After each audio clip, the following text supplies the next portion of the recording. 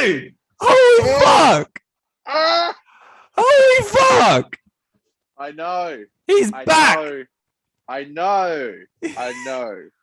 RTD, Russell T. Davis is back. Yeah.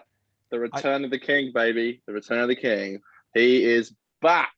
My God. I just never expected it. I never in a million years would I ever predict that Russell would come back.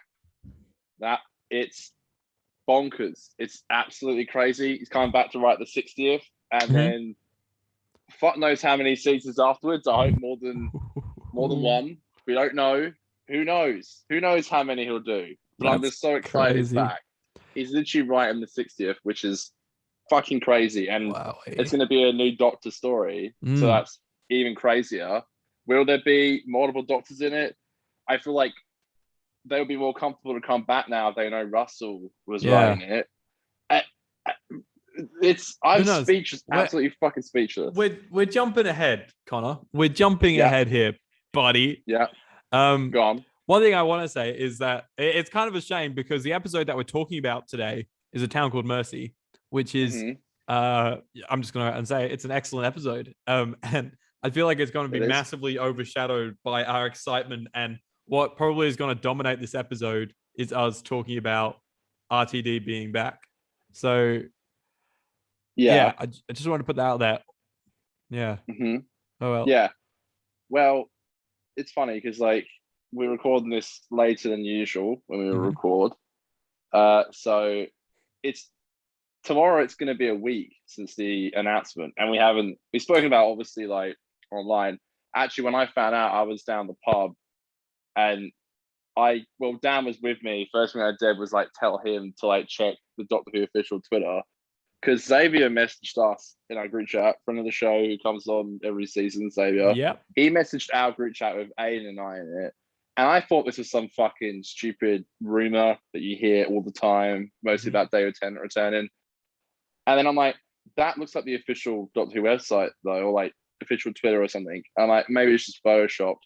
And I checked Twitter, and I couldn't believe it. And then I called you, and then I had you seen it before I called you? Because I was a bit sad when I. So basically, I was at home with Nicole, and we were just watching a movie. Actually, Nicole was asleep; she'd gone to sleep. Yes, I found that out today. Actually, I'd had quite a few beers, as you had, being at the pub.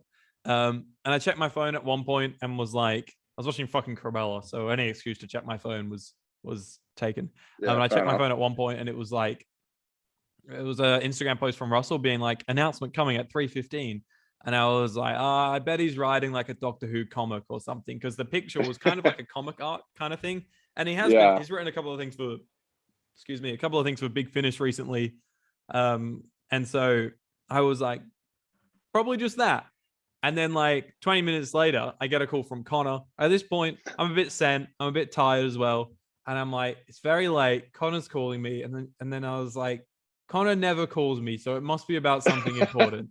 So that's why I answered it. And then Connor you sounded like in tears, like in hysterics almost, that he's back. You didn't even say that. You were like, I'm not going to say anything. You just have to check Twitter now. And as soon as you said that, I was like, no fucking way. Like, he's not showrunner, surely not. And I checked Twitter, and there you go. My God. Crazy. So, right. We've been discussing the show for a while now, because they're currently shooting either Jodie's last or second last episode. The last one. Last one, yeah. We've been saying for a while now, there must be a showrunner. Is this a recent thing? Is this like, did they know Russell's going to take over when they announced Chibnall and Jodie was leaving? Like, what do you think? Because I don't know what to think. I don't know if this was recently or planned. I have no idea. I don't know. Yeah. Here's what confuses me is it's such a weird time to announce it just before Series 13. I understand the need to announce it before Series 13, because I feel like during Series 13, as always, it's going to be Chibnall haters. And I feel like the whole way through, they're going to be like, Doctor Who's going to be cancelled after this season, da-da-da-da-da-da-da. Whereas now, it's just like, it's another season. I think not just someone posted it on Twitter. They were like, now Series 13 is just another season that some people are going to like, some people aren't going to like, but we're just going to enjoy it. and well, it's just going to be a thing, and there's not going to be any debate about whether or not it's going to get cancelled. So Yeah. So that's good.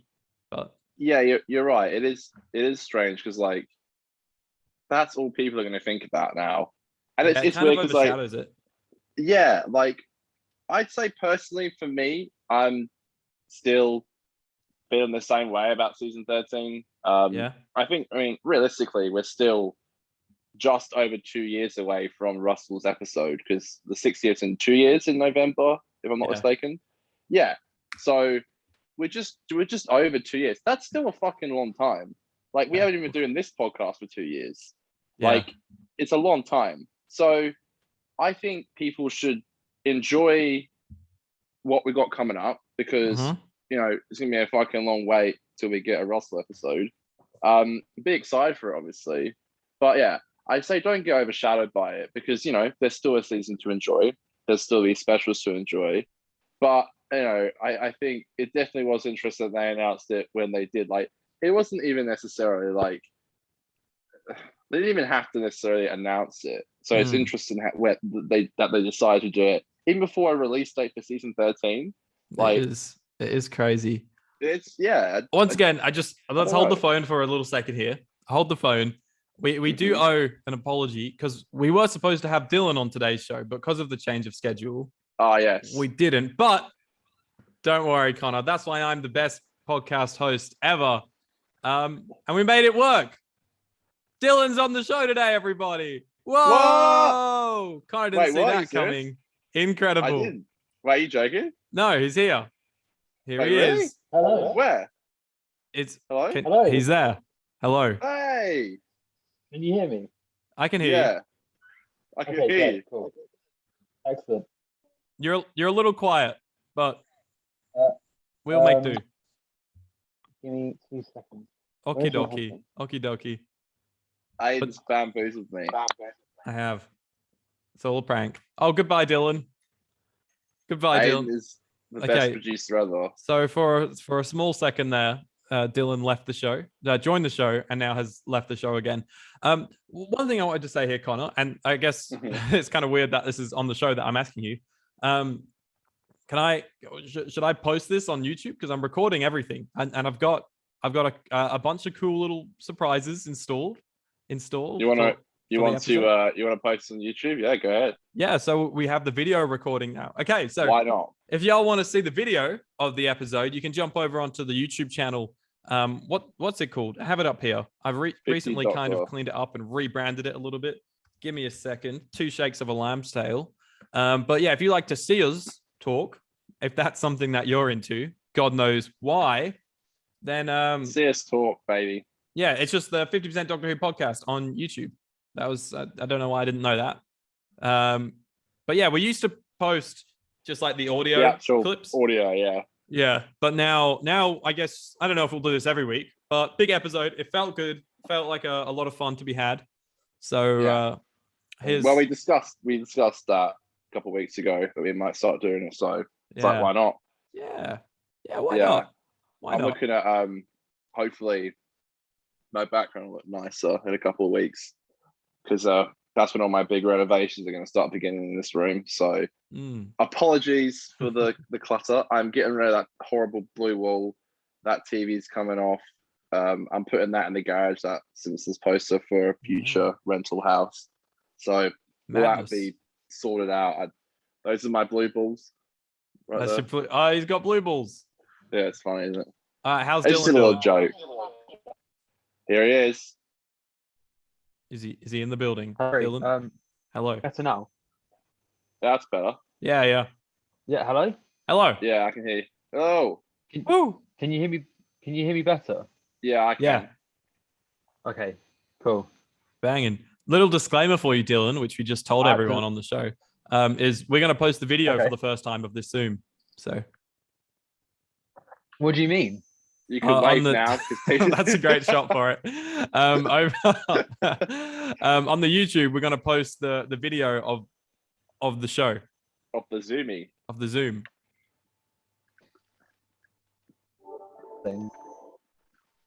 I don't know if we've lost Dylan again. I don't know. No, technical difficulties. Is It's the you kind of Wi-Fi. hear him? Who knows? Who knows? No, because what's your laptop doing? Oh man. How you doing, Dylan? Hello? Sounds very well. Oh.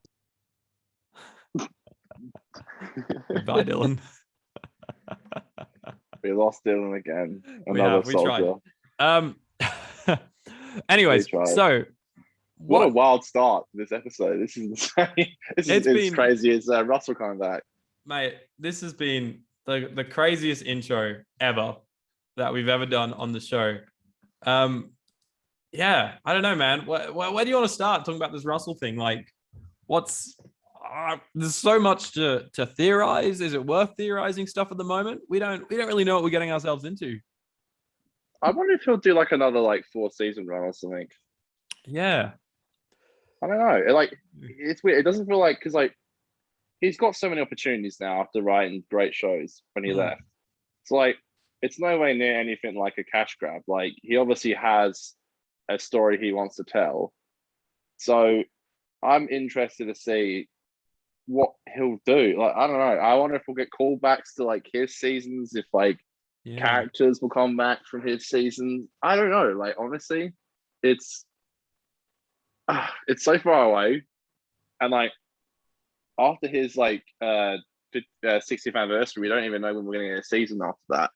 It could be months after that, but yeah, honestly, I don't know. It's crazy. I feel it's insane. Something big to consider is that Russell has always been very, very relevant. Kind of up to date with how the TV market is going, and I've seen a lot of people talking about this over on Twitter.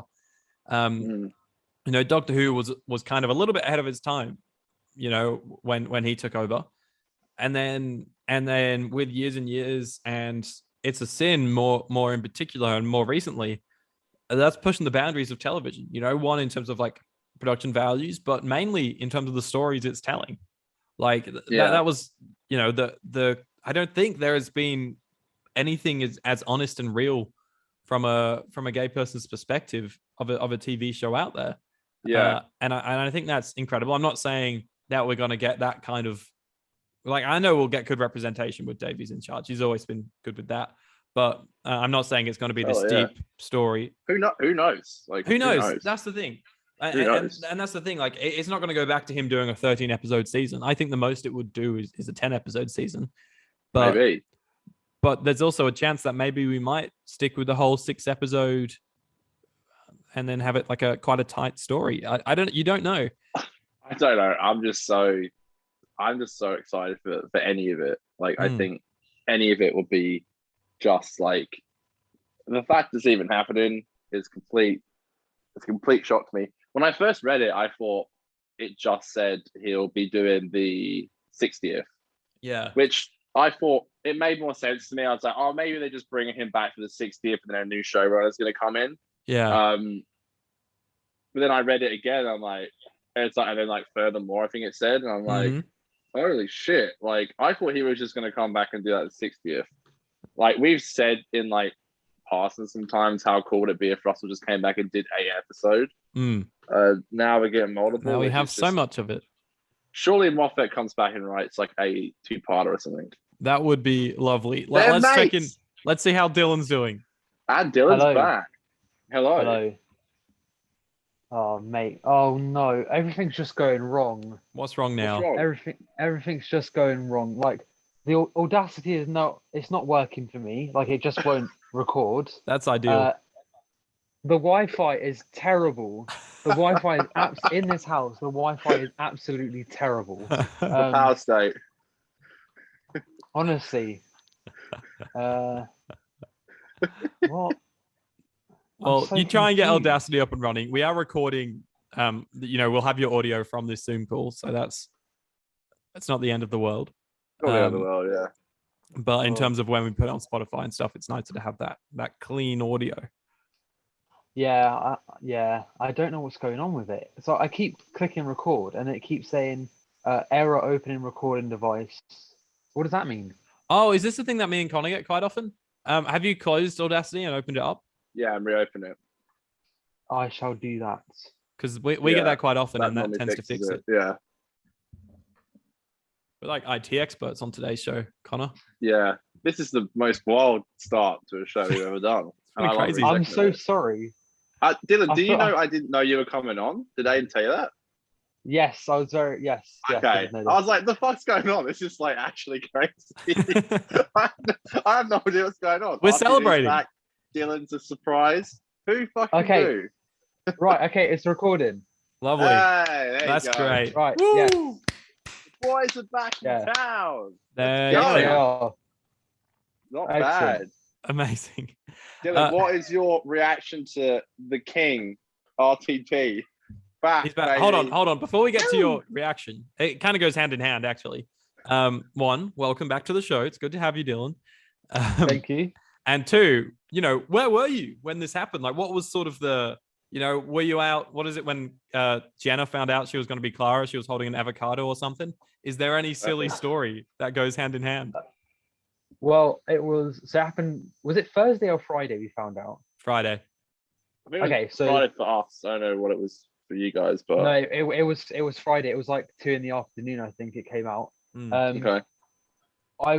Me and my housemates had just finished completing new Super Mario Bros. On the Wii because we'd been playing through that. Nice. Right. And we just defeated Bowser, completed all the star coins. It was great. I was on a bloody high, right? Life couldn't get any better.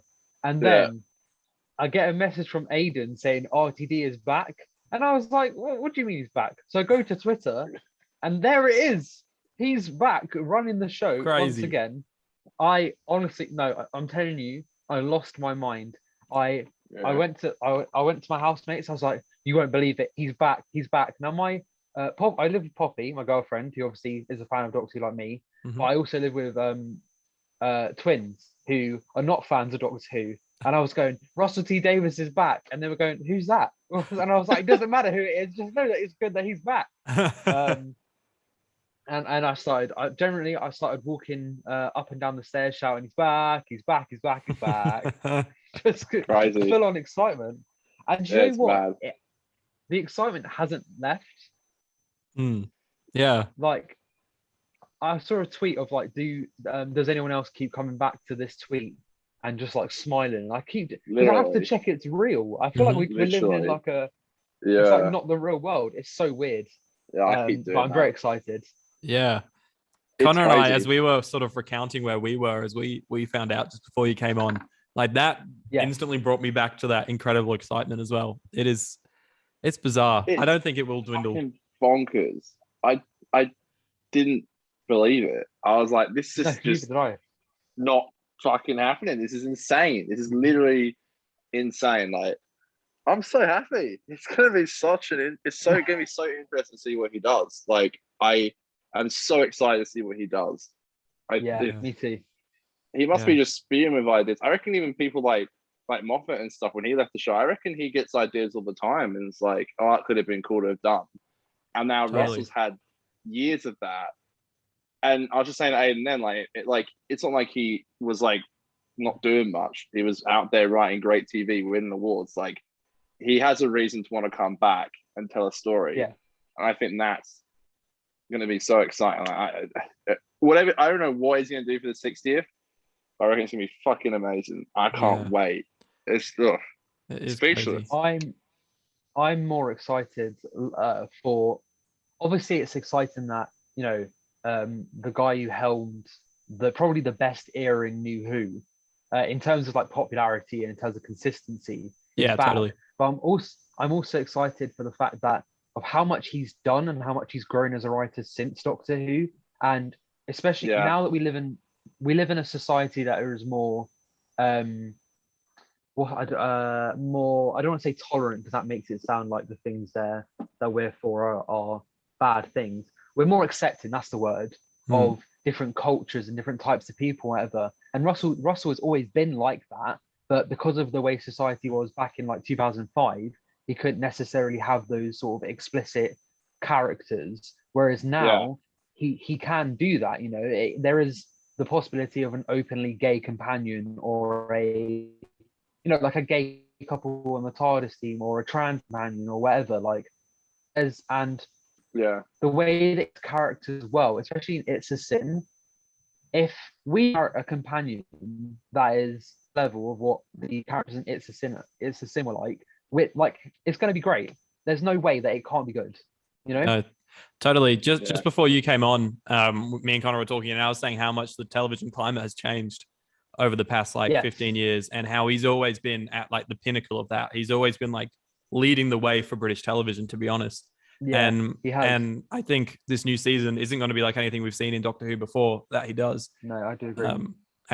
But then I also feel like it's going to be familiar in a good way. It's going to be a good like middle ground of familiarity mixed with like kind of pushing the boundaries of TV, which is very cool. Sorry. Very cool. What a time. Yeah, I think it's nice. What? So, there is, like, staying to the topic of RTD coming back. Mhm. There is one thing I do want to say, and that is, everyone seems to want it, but I'm highly against Murray Gold coming back. Yeah. I don't want I've it. heard a few people say that. Yeah. I don't. I stand in sort of a spot where I'm like, I'm fine to bring him back for the 60th or something because he's been such a big part of the sound of the show. That would be great. But once it depends. If they use the 60th to kind of kick off RTD's new era, then I'd be like, new composer, let's just start it all. But if the 60th is kind of maybe just a looking back kind of celebration, then more than happy for Murray to come back for that. But we had 10 seasons of Murray, and Murray's not been gone for anywhere near as long as RTD's gone. Yeah, I don't think he'll come back. Even Yeah. Like, even if he was asked, I don't think he'd come back. Yeah. We don't even have the Series 10 soundtrack. Literally. I also don't see Doctor Who becoming, just because of the TV climate right now and Netflix and streaming services and stuff. I don't see Doctor Who becoming as popular as it was saying like 2008. I just don't see it happening. Even with RTD coming back, like the reason why Doctor Who was so popular back then, obviously David Tennant, the consistency in the writing, but also it's because we didn't have any streaming services and YouTube was very early stages. There was nothing, for people to really do on a Saturday night, and Doctor Who sort of took the country by storm. Yeah, totally. Whereas now, it's like, are we still going to get that? It would be great. I would love for us to have another David Tennant, another Tom Baker Doctor, where like the whole world knows who they are. But I just don't see it happening. Unfortunately. Yeah. I'm more excited for the quality of the show to return, for RTD storytelling over anything else. I'm in the same boat. There's another big thing that comes hand in hand with this announcement, which we'll get into after we do the intro. Can you guys hear that? We did it live on the show. Oh my god, 50% podcast. This really is the most whack episode ever. This is the biggest show we've ever done. Wow. It's huge. It's incredible. Sounds now. Wow. That's right. Also, something that the listeners probably don't know is that on Zoom, whenever we do these with more than just Connor and I, we always have to stop and start the Zoom every 40 minutes because that's how Zoom works when you're cheap and you do it for free. But I bit the bullet and I finally paid for Zoom, which I probably owed it, to be fair. So now we don't have to keep restarting the show every 40 minutes, and that saves me editing time. Thank you, King. Thank you. There we go. Isn't she lovely? We love it. That's excellent. So the other big thing that I was going to say is a big change in how the show is being made is that it's now BBC Studios is partnering with Bad Wolf Productions, which is yes. I think is RTD and Julie Gardner, or is it just Julie Gardner? I don't know. What? I think it's Julie Gardner. Yeah, okay. And they've made some cool shit since they started. Right, so Julie is coming back then. Yeah, she must be if they're doing Bad Wolf. Yeah. Because I think they started that production company in like 2015 or something, and they've done like, is it His Dark Materials or something, like some really big, big shit. They've done I think it's His Dark Materials and the Billy Piper show I Hate CZ. Oh, was that them?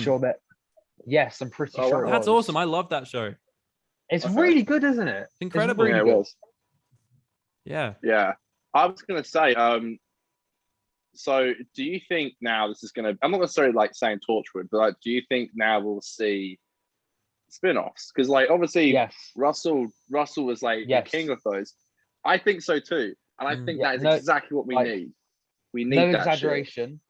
Okay, think about it this way. So Russell T Davis is coming back, who was in charge, who ran the show when there was 5 shows, because people forget the other 2, which is, so you have Doctor Who, the Sarah Jane Adventures, Torchwood, then you have Torchwood Declassified, which was the behind the scenes Torchwood show. Then, so actually 6 shows. Then you have Totally Doctor Who, which was the kids sort of Blue Peter program, right? Love that. And then you have Doctor Who Confidential. So that's 6 shows.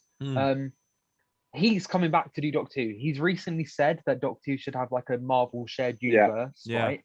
But I think the biggest indicator of a Doctor Who spin-off is the fact that BBC 3 is coming back to the UK. Like, it's going to be a TV channel again. So I can definitely see Doctor Who spin-off going on the new BBC 3. Yeah, we need it. I definitely think it's going to happen. Yeah, we need it. I think it's a great idea. I don't know why they ever stopped. Like, they should have given Class the 2nd season, like stuff like that. Like, do experimental stuff, run with it, be edgy. You can do a darker show. You can do a lighter show.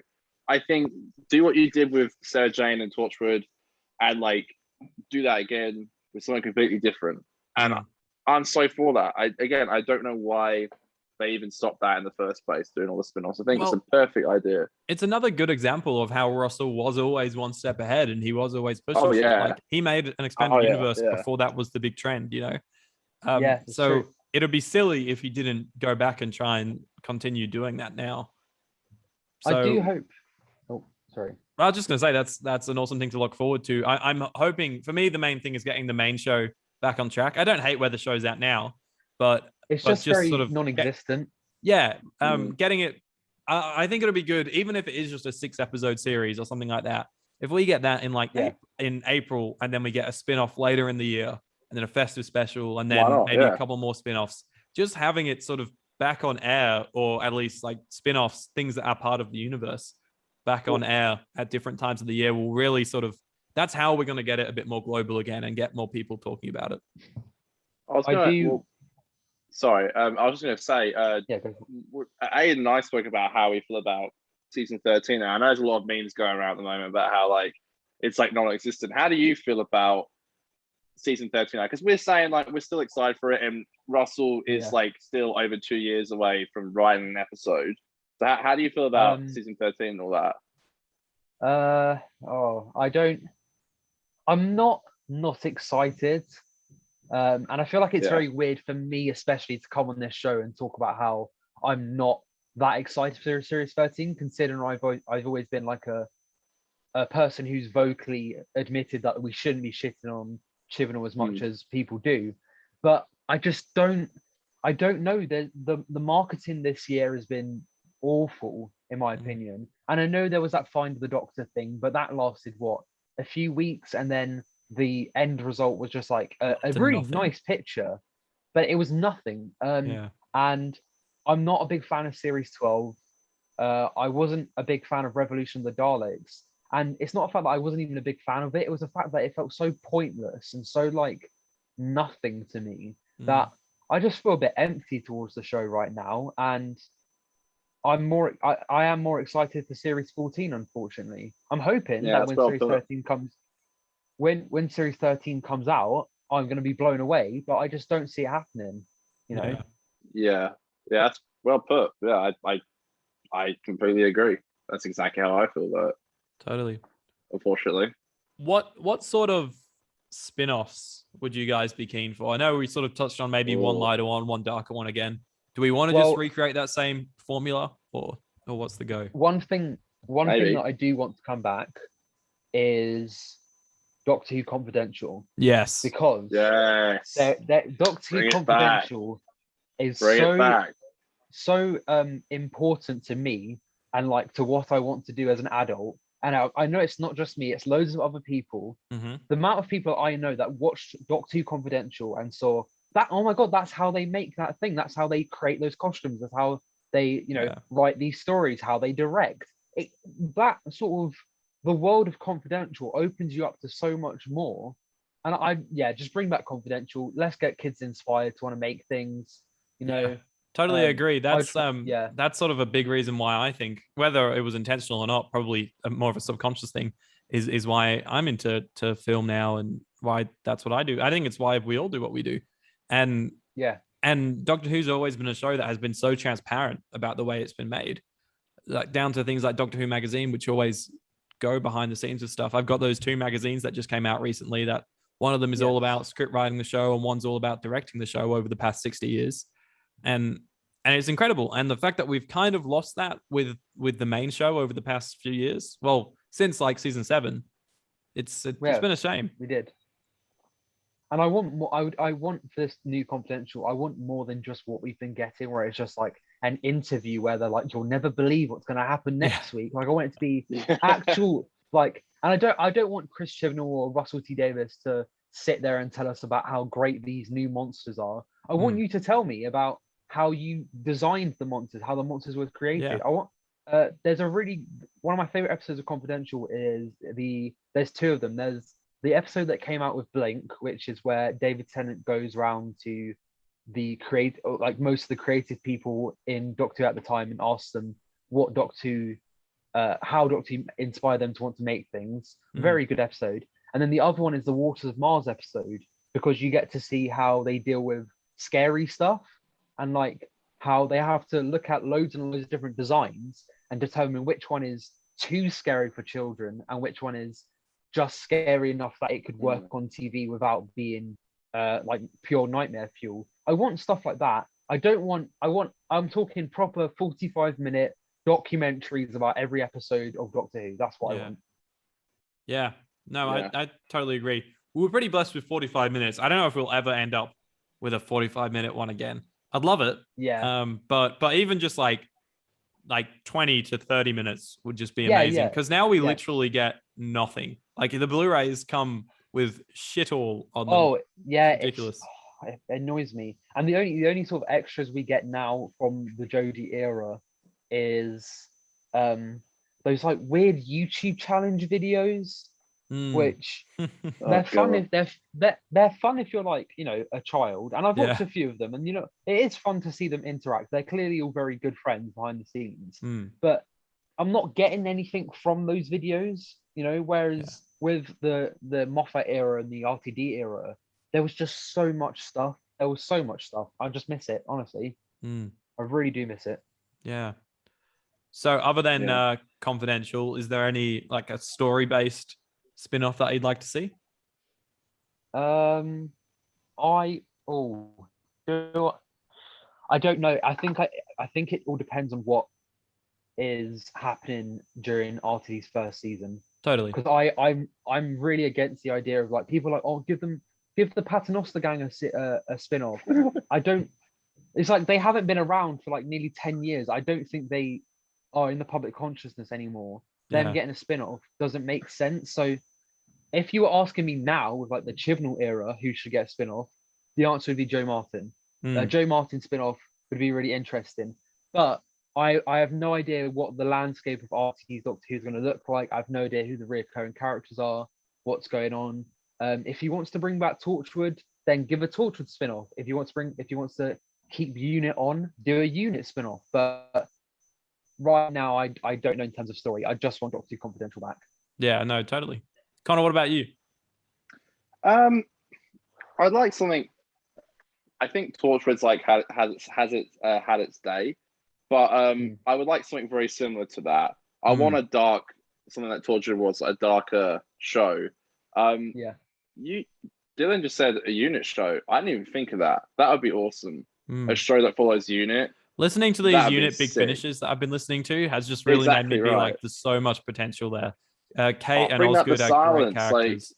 That'd be like, they just do like, why not have Unit fight the Silence? It's so weird. Fight Weeping Angels. It's like, why not? Yeah. It's like, that could be just do it. People want it, do it. Why not? It's very odd that we haven't had a Unit spin-off like ever. I know obviously there's the big finish ones, but the fact that there's never been a on-screen TV Unit spin-off is insane to me. It's ridiculous. They're really cool. Like, I just watched Power 3, and they're a really cool presence in it. They've been in Doctor Who for ages, and I think it's the perfect time to do it. Russell would be great at picking a head showrunner for like, unless he wants to do it himself. I don't know. It depends on how busy he is. But like, he could pick like a main writer that we could really trust, and they could just take it in their own direction. And I think it's a perfect idea, and I think it's going to happen. Like we said, he had that quote a couple of weeks ago. Like, he clearly has these plans, and I think that's so exciting. And I just think, why not have the Silence do that? Yeah, I that would just be to have like Unit have its own series, have another one on some fucking bizarro planet. Do whatever the hell you want. You've got this. Doctor Who is a show. It's very rare you get a TV show like Doctor Who where it's endless potential. Potential. You could do anything, and why not take that? That is a writer's dream, to just be able to sit down with like a blank piece of paper, and you've got this whole world. Do whatever you like. And I think explore the darkness of like, have like a series following the Cybermen as they're taking over planets, and it just follows Cybermen, and it shows what they're doing, show the Daleks, show their motivation. Like, imagine if we had a show that followed villains, and the villains were the main characters, and you got to see it from their side and their perspective. That would be cool. Oh, just I can sit here and dream all day. Will it happen? Who knows? Yeah. But I think stuff like that would be really sick. And who knows? I think it's in great hands, so why not? You know? I hate to be annoying. Very good. I hate to interrupt to be annoying. I'm gonna have to turn my camera off because my phone is gonna die, so I need to charge it for a bit. That's all good. Nice. That's fine. And if it's on charge, it's like I won't be able to have a good camera angle. Yeah. No, that's all good. No worries. I'm gonna put myself on mute for a second. All good. Cool. That's fine. What I was gonna say is I was talking to Vinny on Snapchat overnight, and like I was saying, you know, what sort of spin-offs do you want? And she was, you know, of course, Vinny was saying, give us the David Tennant, Billy Piper parallel world spin-off, even if it's just a one-off special. And I was like, nobody wants that. A lot of people want that, not me, so nobody. And then what I was like, I said, you know, bring us, you know, Sarah Jane, but the Sarah Jane Adventures gang, but with Ace as the lead or something. And then she was like, yeah, but we should probably, to be honest, have some stuff that's some new spin-offs. And I was like, yeah, that's right. But, and then she said, and the Sarah Jane characters, they're done. And I was like, no, they're fucking not. And then it hit me.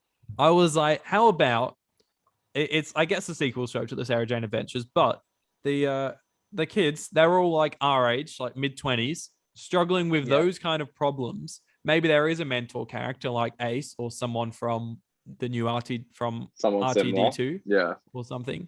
And like it becomes kind of a very human drama with obviously a bit of an alien aspect to it. But I think that would be awesome to see how those characters are a decade later, the problems that they're dealing with now, and that could possibly be the adult show. You know, just because they were the kids originally, it'll be awesome to see them dealing with really dark shit. I did have this idea for a show similar to that, where it was going to be called, it was going to be a special. So it was going to be 3 episodes, each half an hour long, but on iPlayer it would go up as a 90-minute sort of film. About Luke, Rani, and Clyde returning to Bannerman Road to basically Luke needs to go back to get something from Bannerman Road, but it's been a while since he's been there, so he doesn't want to go without the support of his friends. And it would be, the villain would have to be the Trickster, because the Trickster is obviously the main villain of the Sarah Jane Adventures, pretty much iconic villain. And I think it would, like you said, it would be about the sort of problems of that we have now, facing these characters that we love, but also I'd want it to be about grief and about overcoming grief and that sort of thing. But yeah, I do definitely agree with what you were saying about the sort of a sequel to the Sarah Jane Adventures. Yeah. Because what's cool about Sarah Jane as well is that the whole way through the show, I mean, I'm saying this without watching it in years, and we've never actually, like, I've not watched every episode, but from my recollection and from talking to people, it kind of matures season by season as well. Yes, it does. It does. So it would maybe feel like the natural progression that it does go to quite a dark, more serious spot in the future. So that could be cool. Yeah. I agree with you, Connor. And I there's think potential. Torchwood's done. I think if they go down a different sort of adult show, I'd maybe want something fresh, unless it was this Sarah Jane 2 thing. But yeah, I don't know. Crazy. It's fucking crazy, right? It really is. Yeah. I have another sorry, I feel like I've been blabbing on for the past 5 minutes, but I do have one other thought that could be cool with this. Okay. And this is all just dumb. Like, it's not even a theory. It's just me saying, how cool would this be? But so Russell's coming back. He's show running, obviously, the special. And then, they say Seasons Beyond. How cool would it be if he kind of wasn't actually showrunner for the Seasons Beyond?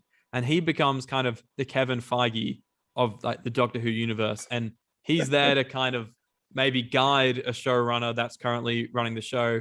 And he's there watching over all the other shows with Bad Wolf Productions or whatever. And he's kind of, pulling all the strings and making it all kind of work together. I don't know. Yeah. Honestly, who knows? I do. Yeah. Ooh. It's not. I think that could be interesting, but if I'm being honest with you, I think that sounds like a retirement plan. Yeah, true. Like, do you know the actor Danny Dyer? I'm Not assuming from you know Danny memory. Dyer. He's in like loads of like British gangster films and whatnot. So, anyways, he is in EastEnders and has been in EastEnders for, I don't watch EastEnders, but he has been in Oh EastEnders yeah, since yeah, I know you're talking about. Yeah. like since 2013. And he's basically come out and said that EastEnders is his retirement. Like, he's just gonna do EastEnders, and then once he's done, he'll finish acting. I kind of feel like RTD returning to Doctor Who is a bit of a, if I'm gonna do this, and then if I come up with any ideas, I might write them, I might make something, but I don't know. I feel like he's nearing the end of his career, and I think the Kevin Feige thing would, if that was the case, I think the Kevin Feige idea would definitely like be an indicator of that. Yeah. Yeah, Maybe. You never know. Because I messaged one of my mates about it, and he was like, "Oh, sounds good. Could just be a cheap cash grab." And I was like, "I don't think it can be, to like come back to a show that you already like killed." Like, he's been open about how much it killed him working the show from just how much he had to do. For like, I think it was 2003 was when they started planning the show, all the way up to 2009. So that's what, 6 years of his life, to then go make incredible award-winning stuff that isn't just award-winning. It's also very good financially in terms of like viewership and stuff like that. And then to then come back to the show and devote at least another like 5 years of his life to it, is, you must have some great story you want to tell there to be able to do that. Like, I don't think this could be a cash grab. Yeah, maybe. Yeah. It's crazy. It's Still crazy. speechless. I think I will always be speechless that he came back. Yeah. It's not going to get old. It's literally bananas. Is there, whether or not it's in its first season back or just whenever, is there any character or characters in particular that you maybe would like to see him bring back? Because I do feel like we are going to see maybe some returning faces, maybe in his second season or something. What did you say, Connor? Martha Jones. Yes, please. Yes. Martha spin-off, please. Yeah. Give me all the Martha. That'd be awesome. I'd be down for that. Mm-hmm. Can't remember anyone else, but I'm sure we're gonna get quite a few. Like I said, I think we're gonna get quite a lot. And it would just be cool to see. Honestly, I think it'd be really cool to see, just like Martha coming back. Just so many people could, and I think that's just the best part of them coming back. Like, it's like, yeah, honestly, I'm pretty speechless about the whole thing. Yeah, and the fact as well that RTD was originally planning to bring Nicholas Courtney back to actually meet the Doctor. Nicholas Courtney is the Brigadier. To actually meet the Doctor, he brought Joe back, and then was intending to also bring Ace back. Well, at least I don't know if that's been confirmed, but that was the rumor for the series 5 finale of Sarah Jane. It was confirmed. It was confirmed. She was going to come back. Yes. Wow. Yeah. And so, like, the fact that he was planning on bringing back even more characters than he already had just kind of shows that that's the show, at least at the time, that he wanted to do. And by the sounds of it, that's what he wants to do even more so now. Yeah, Exciting. it's just exciting, isn't it? It's just It very, is, very yeah. exciting. It's very Um, exciting. Yeah. The Yeah. fact that we have had a 45-minute show so far just talking about Russell coming back, just I Normally a guess good kind of shows our indication. excitement, you know? Yeah. Like, fucking hell, Yeah. we should be talking about Series 13 right now, but there's no fucking trailer. Like, Exactly. there's no nothing. date. Oh, It's meant to be coming out It's- next it month, just- apparently. This month, it's October 1st tomorrow. It's meant to be coming out like this month, Mhm. apparently. oh, It's if I'm fucking bonkers. if I'm being completely honest, Mhm. I don't think had I been a kid now, and Doctor, I don't think I would be a massive fan of Doctor Who like I am now. If Yeah. I was a kid during the Jodie, because Hell you no. get there's nothing. There's literally nothing. Like there's no marketing material really. There's no trailer. Like There's I no used to live merch. and die for the. Exactly. There's no merch. Like it honestly, I feel so bad for them. I feel so bad Yeah. for them. No, Um, it's shit. Like, I don't know why they're keeping the date so close to their chest. Um, I what? know Jodie, I think on the 15th of October is going to be on Graham Norton. So Yes, yes, I it guess is. I'd be surprised if it was more than a fortnight after that that the show was coming back. But I also was reading that apparently on Sunday nights between 6 and 9, the schedule's pretty much full, like with shows that they already know the episode count of.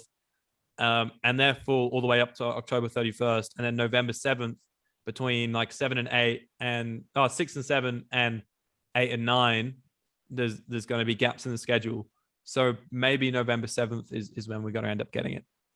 Okay. I don't get the I really don't understand the secrecy behind the date it's coming out. Ridiculous. Like Yeah, it's so literally. you know when Series 11 was in production and we knew nothing, it was exciting because it was like it will be completely fresh to us. But now it's just annoying. You know, poor John Bishop can't go on TV and say anything because he's too Anything, scared about yeah. being told off. That was funny. Literally, that little interview. Dude. Can't say He like said his last name, anything. his character's last name, and he got in trouble. It's like, the fuck? Adam a plasterer. Ridiculous. What the hell is that going to give away?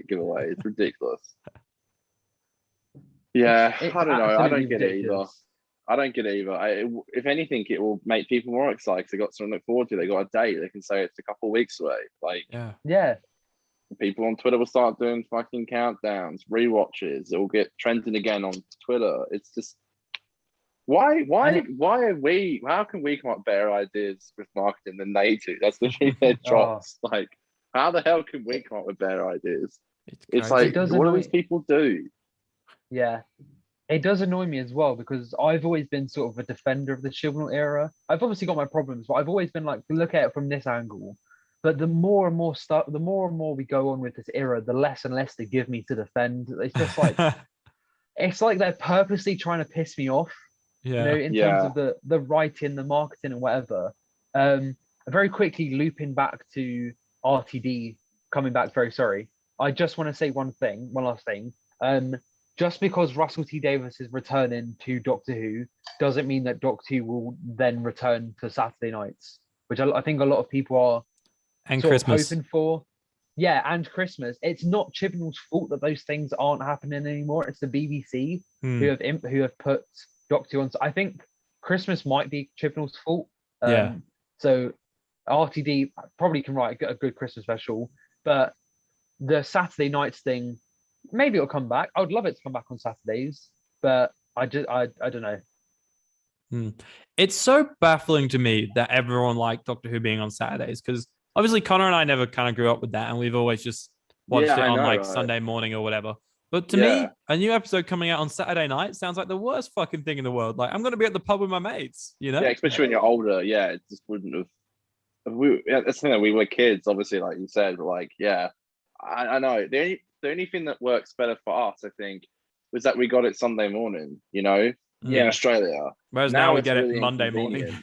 Monday morning is just really inconvenient. You got work. Like, I used to like watch it on my iPhone on the way to work. Like, I'm like, this fucking sucks. And if I cared about the show more, I would never do that. But I would like normally just watch it on my phone on the way to work because I just didn't really give a shit, or like at lunch or something. And it's like, yeah, I just think purely because of inconvenience, for the Australian people, I would like it to return. But yeah, I agree. I don't know if that will change. Like it's it is very much the BBC as well saying stuff. It's not always just the showrunner who goes, I wanted to air on this day. It's like, no, like other shows air too. The BBC are going to have their say. It is their network after all. Yeah, they're going to want to air it when they want to air it, and you know, the king rules all, which is BBC. If they say it, it has to be done. So yeah, I don't know. Do you guys ever sorry. What? This is so dumb. I just kind of thought of it then. You guys ever notice that the BBC is literally Big Black Cock? Isn't that? Big Black oh Cock? my God, Jesus Christ. Is it Big Beautiful Women as well? I think it's two things. That's BBW. Yeah. Oh yeah, shit. Sorry. Fuck. That's embarrassing. Jesus Big... Christ. Yeah. But yeah, BBC. That's that was a good plan there, BBC. Nice one. Yeah. That's what I'm going for, I reckon. Sorry, that was such a type BBC in your search engines, people. You never know what's going to come up. Now see my what phone's happens. moving. Yeah, I heard Pornhub is streaming. You just have to streaming Doctor Who. You just have to type up BBC for it. Anyways, A Town Called Mercy. Dylan, why did you want to come on to talk about A Town Called Mercy with us today? Tell me. Because this episode, unlike the last two episodes I was on, where I was just like, I want to just spend some time with Connor and Aidan. No, this episode is my favorite Matt Smith episode. It's also an episode that I have a lot of love for, a lot of nostalgia for. And yeah, I just love this episode. That's why I wanted to come on. Hey. Yeah, boy. Hey. That's enough of that. Damn, they love us. They love Dylan and Dylan's opinions. No, that's great. It's good to have you back on, and I agree. This is a great episode, and it's a shame that it is slightly overshadowed by all the stuff that we were talking about before. But yeah, great shit. Great shit. Really Let's do it. Let's talk about A Town Called Mercy, which is the third episode of the 7th series of the British science fiction television series Doctor Who, transmitted on BBC One in the United Kingdom on the 15th of September 2012.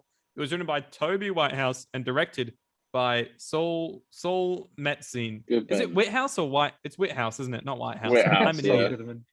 The episode featured alien time traveler, the Doctor Matt Smith, and his companions Amy Pong, Karen Gillan, and Rory Williams, Arthur Darvill, visiting the Wild West, where they encounter a town which is cut off from the rest of the frontier, until they hand over Carla Jex, an alien doctor, to a cyborg called the Gunslinger. However, the Gunslinger is a product of experiments by Jex to win a civil war on his planet, and the doctor is unsure of what is the right thing to do. It's just Doctor Who goes to the Wild Wild West. That's what this is. Doctor Who is a cowboy. Yeah. And it's great. Sheriff Who. It's so good. Bang. Yeah, let's dive into it. We've already blabbed so much. Connor, let's start us off. Walk us through the episode. That's my job. That's why I'm here. Okay, I can't do it anymore. All right. Yeah, by the way, before we get into it, I also think this episode's fucking awesome, and I love it. So yeah, I'm so happy that you guys like it. Yeah, I really do. We start with stars, and we start with a gunslinger who's going to kill a mofo, and he says, "My last one left." I'm going to cut you off for a second. This motherfucker said start and then stop. No, I just thought of something that I've thought about a few times. I know it's fucking cringy, and I know it's cliche, but even if it's the only reference he makes to his previous run on the show, but when RTD comes back, I just hope he starts with the from space panning down to planet Earth. Even if it's the only nod he ever does to his previous era, I just think that would be an amazing, I'm back, motherfuckers, kind of thing. Yeah. Stop sending me on a Thursday night, Aiden. Goodness me. Anyways, Town Called Mercy, stars, go on.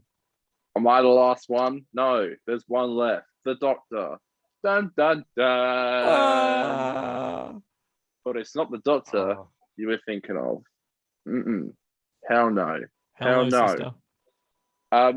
Yeah, I love they actually shot this in America, didn't they?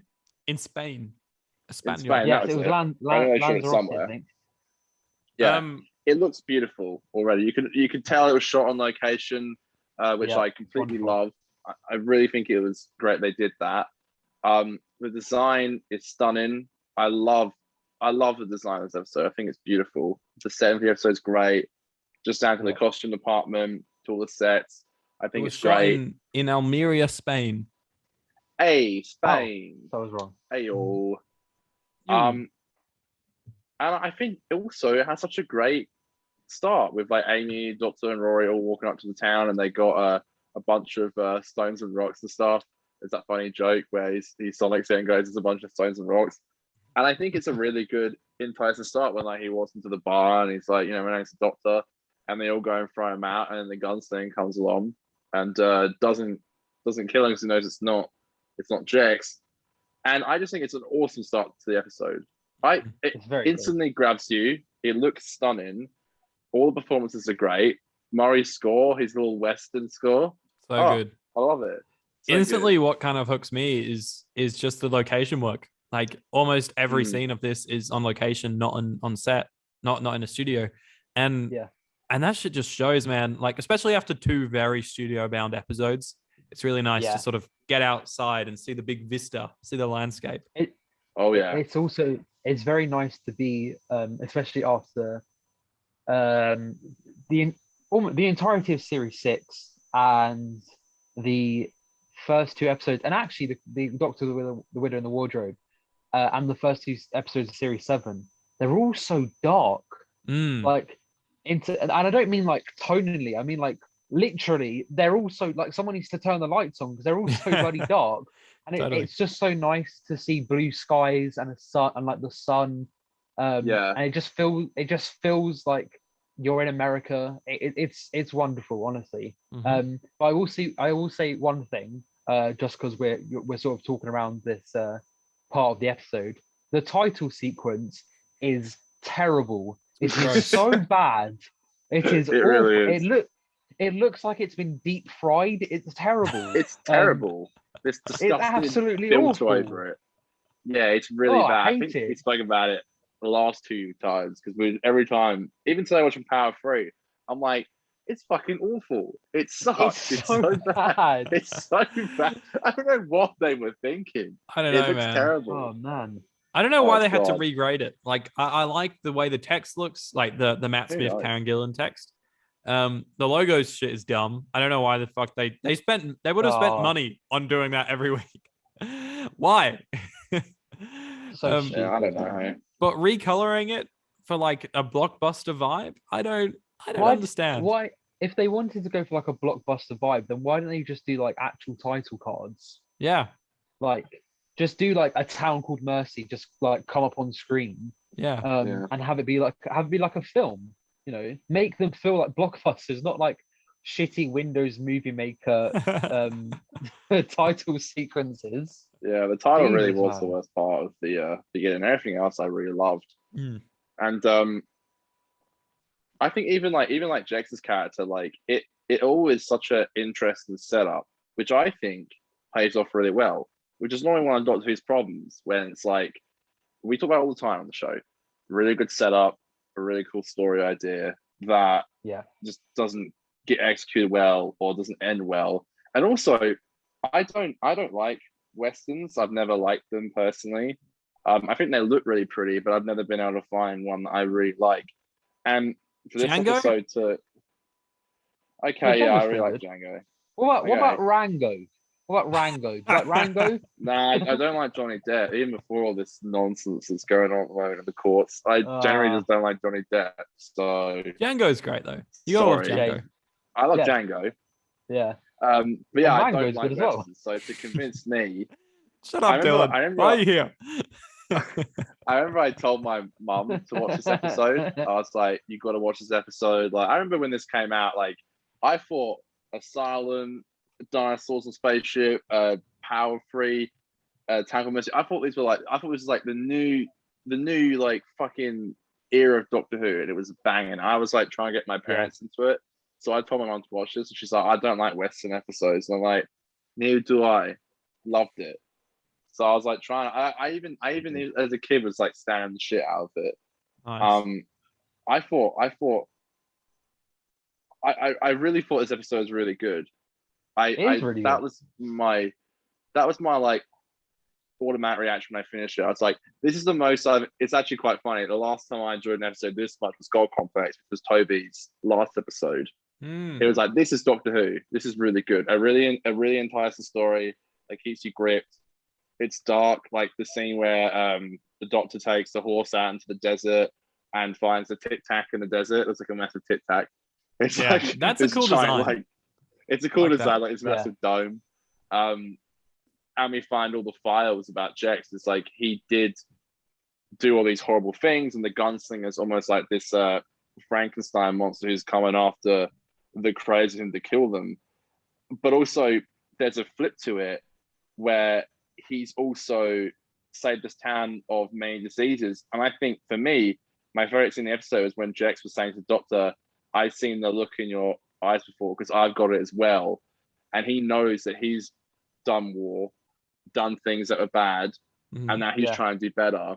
And I think that entire scene, and the fact that the Doctor would get to a place mentally and be so torn, the fact that he grabs a gun, which I think if it wasn't written properly would be terrible because it's completely against what he does.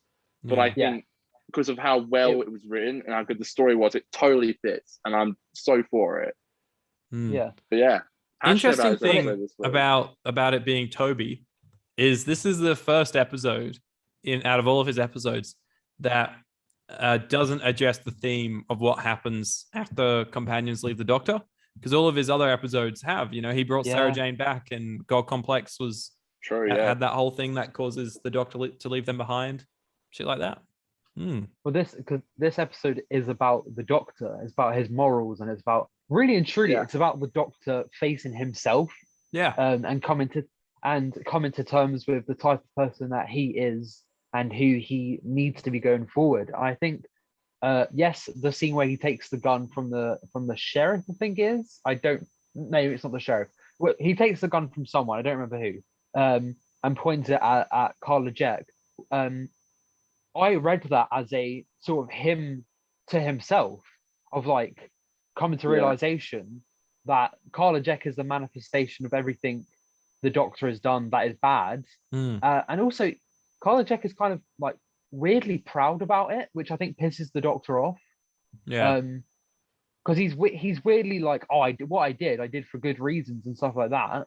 And I just think it's really interesting, this episode. I do agree with what Connor has said. Yeah, I think as well there's that beautiful line, and I think it was in the trailer, which is a bit annoying, but when he says, today I one of the victims first, here's the masters, the Daleks, all the people that died because of my mercy. And Amy replies, this is what happens when you travel on your own for too long. I think that those two sentences and the performances and the score with just the beautiful surrounding is so perfect. And I think what this season, well, it's not really season, this part of the season. And again, I'm not trying to talk too much about next week's review, but again, for the third time I'm saying this, I watched Power 3 today. And I think what these 5 episodes do really well, obviously I haven't watched the 5th episode yet, I only take Manhattan, but I think they all do a really good job at showing like the time between them traveling the Doctor and like the mental strain it's having on them and stuff. And I think you can also tell with the Doctor the mental strain it's having on him. And that line I think was perfect, and I love it. Even though it was in the trailer, I still think it's awesome. I think this is the first episode in, I can't even remember, like maybe since I don't know, like it's the first episode in a really, really long time in the show that I feel like actually has a really good theme, like going all about the Doctor's morals and stuff like that. I genuinely can't really recall a Moffat episode that kind of has had such a strong theme. Stumped me. I would say that this is I would say that this is I've said it before, it's my favorite 11th Doctor episode, but I would say this is the strongest episode probably since the series 5 finale. Probably. Actually, thematically, I think Vincent and the Doctor was the last time we had such a dark, serious theme for me that could possibly rival this one. Well, I think Yeah, I it does agree. a really good job at questioning your own morals and how you would put yourself in that situation. And like, it's like we even have a line from Amy and Roy in the episode where Amy's like, "Are you seriously doing this?" And Roy's like, "What, saving us all?" Yeah, I am. You know, and everyone's got a different opinion. Everyone feels differently about stuff, and I think it's how you look at such a thing. You could put this person out there, he'll get killed, and then the threat will leave. Like either that or you starve and you keep your humanity. Like there's even that great scene as well, and like all the people in the town are like, you can go off for a walk. When you come back, this will be done. And Doctor's like, you know, you're young. I bet you've never killed anyone before. Could you really do it? Man, come on. This is some fucking good shit. Like the Doctor Who's so good when it makes you question your own morals. Like, what would you do in that situation? It's a completely different thing to thinking about and actually being in a situation like that. Yeah, really good shit. Totally. Rory did have that one really good scene, but for the most part, he was kind of a little bit sidelined this week. Did you guys catch that? Yes. That's my only issue with this episode is that he doesn't really do a lot. And I feel like maybe they could have given him something with one of the other characters in Mercy, but yeah. He kind of runs off. He kind of runs off with the sheriff to do that quick little escape scene, which I thought was really fun, by the way. And it was fun. Shot lovely. Yeah. But yeah, I get what you mean. I do agree. I do love that. By the way, I love that line where the Doctor's like, "Give me a Dalek any day." And like, it's so cool. Like, Daleks get name dropped twice. The Master gets a name drop. I think the first time since season 3, maybe. I might be wrong. Well, since the end of time. Sorry, stupid me. Yeah, but it's only one of 2 times in Matt's run. I was reading this before when the Master gets mentioned. The other time apparently is in Time of the Doctor. Okay. I'm glad that they mentioned the Master, and at no point is it like, oh my god, they've mentioned him because he's coming back or whatever. Like, no, he's just very quickly mentioned and they quickly move on. Yeah. Because I know if the Master was mentioned like now, I mean, actually no, that sounds stupid because there's Sacha Dhawan's. Let's just pretend that Sacha Dhawan's Master doesn't exist for a second. If the Master was mentioned now, Twitter would go up in arms, being like, "Oh my god, are they going to bring back the Master?" You know, sometimes no, sometimes things are just you can just mention them without it being a big thing. I think as well, nice. Like it's also the Master's also, you know, been around the Doctor's toughest moments, and he's also so conflicted about the Master as well. And same with like the Daleks and stuff. He's been so conflicted about them.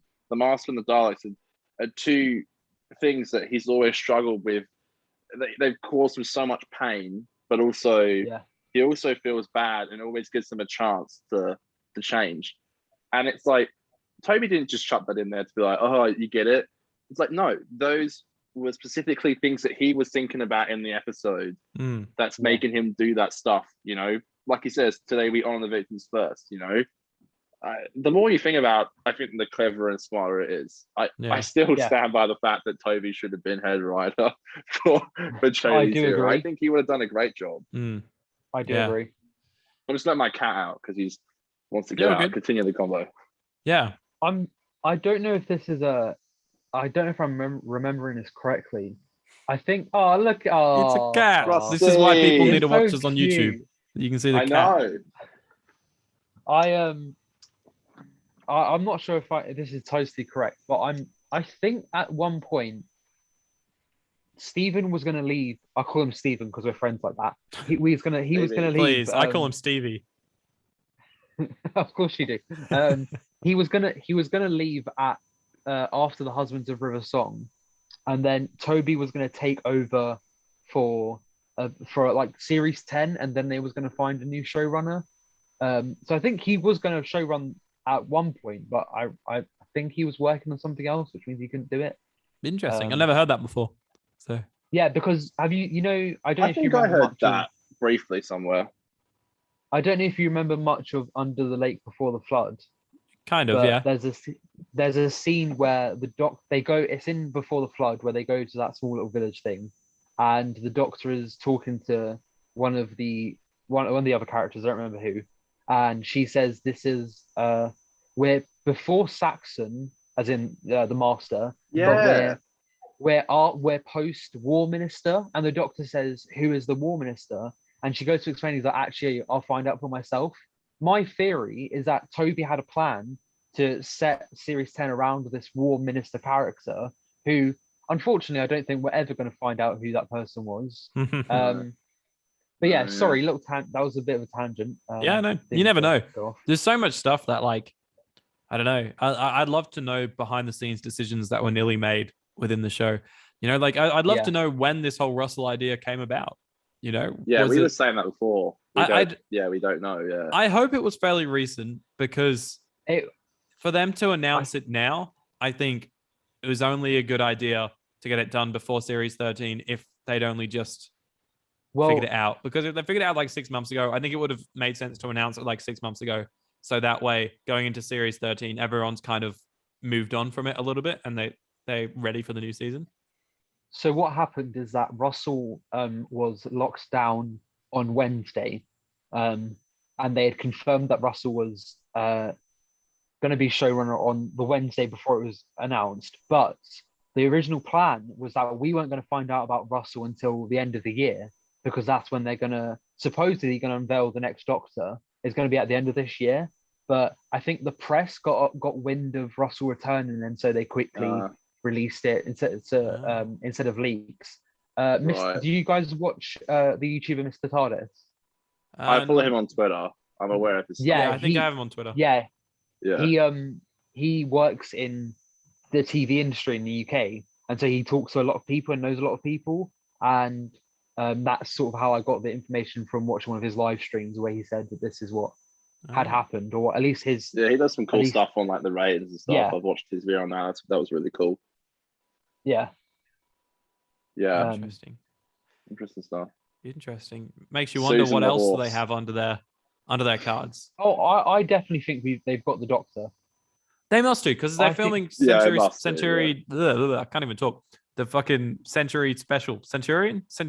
And I am willing to put money on it. I'm literally willing to put, like, I could put my whole life savings on, maybe not that, because just in case I'm wrong. But I am like 98% sure that the next Doctor is either going to be Tania Miller or Lydia West. Yeah, I would love Tania Miller as the Doctor, Lydia West as companion. Yes, that would be sick. And then with Martha Jones as a recurring guest. Yeah, put Martha Jones in there every now and then. I'd love that. And I'd also love like just a two female TARDIS team. I know it's not like like I know we've never had like a 2-guy TARDIS team or anything like that, but it just feels right. Like I would have loved a few episodes of just the Doctor and Yaz, you know? I think it was really cool. I reckon Ollie Alexander would make a really good companion. He would, yeah. I do agree. I reckon he'll be a companion. That would be cool. Yeah. But at least a guest though. Yeah. Oh yeah. It's not like did you guys hear my when I tried to segue smoothly? Did you not hear it? I was like, Susan the horse. Is that what the horse is called this episode? No, the horse is called Susan. Susan? No, I didn't catch that. The course is called Susan, yeah. That's and it. He wants, like, Susan the horse, and you guys are like, next Doctor's going to be. It's so hard not to talk about Russell. She wants you to accept his life choices. Oh, God. Yes, that's what I was going to say. Last thing I was going to say was, wasn't it? I think it was Tania Miller. Did she say that she says that she knows who the next Doctor is? Yeah, I think she was like, I think she was messing about. I don't think she actually knows unless, like, because that happened I know her. She's a while ago. But if it was her, that would be sick. Yeah, I think she's great. Incredible. Yeah. And also in the Target novelization of Rose that Russell wrote, I think it came out this year or last year. I think it was last year. I really want to buy it. Yeah. I've got it downstairs. The 14th Doctor is described as a bald black woman with a flaming sword. I want to see that. Give us that. Oh my God. I want to see that. That's bizarre. What? Why does he address the 14th Doctor in Rose? I don't think it's the. I think because have you ever read a Target novelization? No, I want to. I really do No. want to. Okay, all right. Well, basically, Target novelizations are like the loosest adaptations of episodes because they just trail off into other things. Like the Bit of main a what episode if is almost. happening. Yeah, well, no, because it's yeah, in a sense, not in a sense of changing the episode, but in a sense of like, what if these things were going on around the episode itself?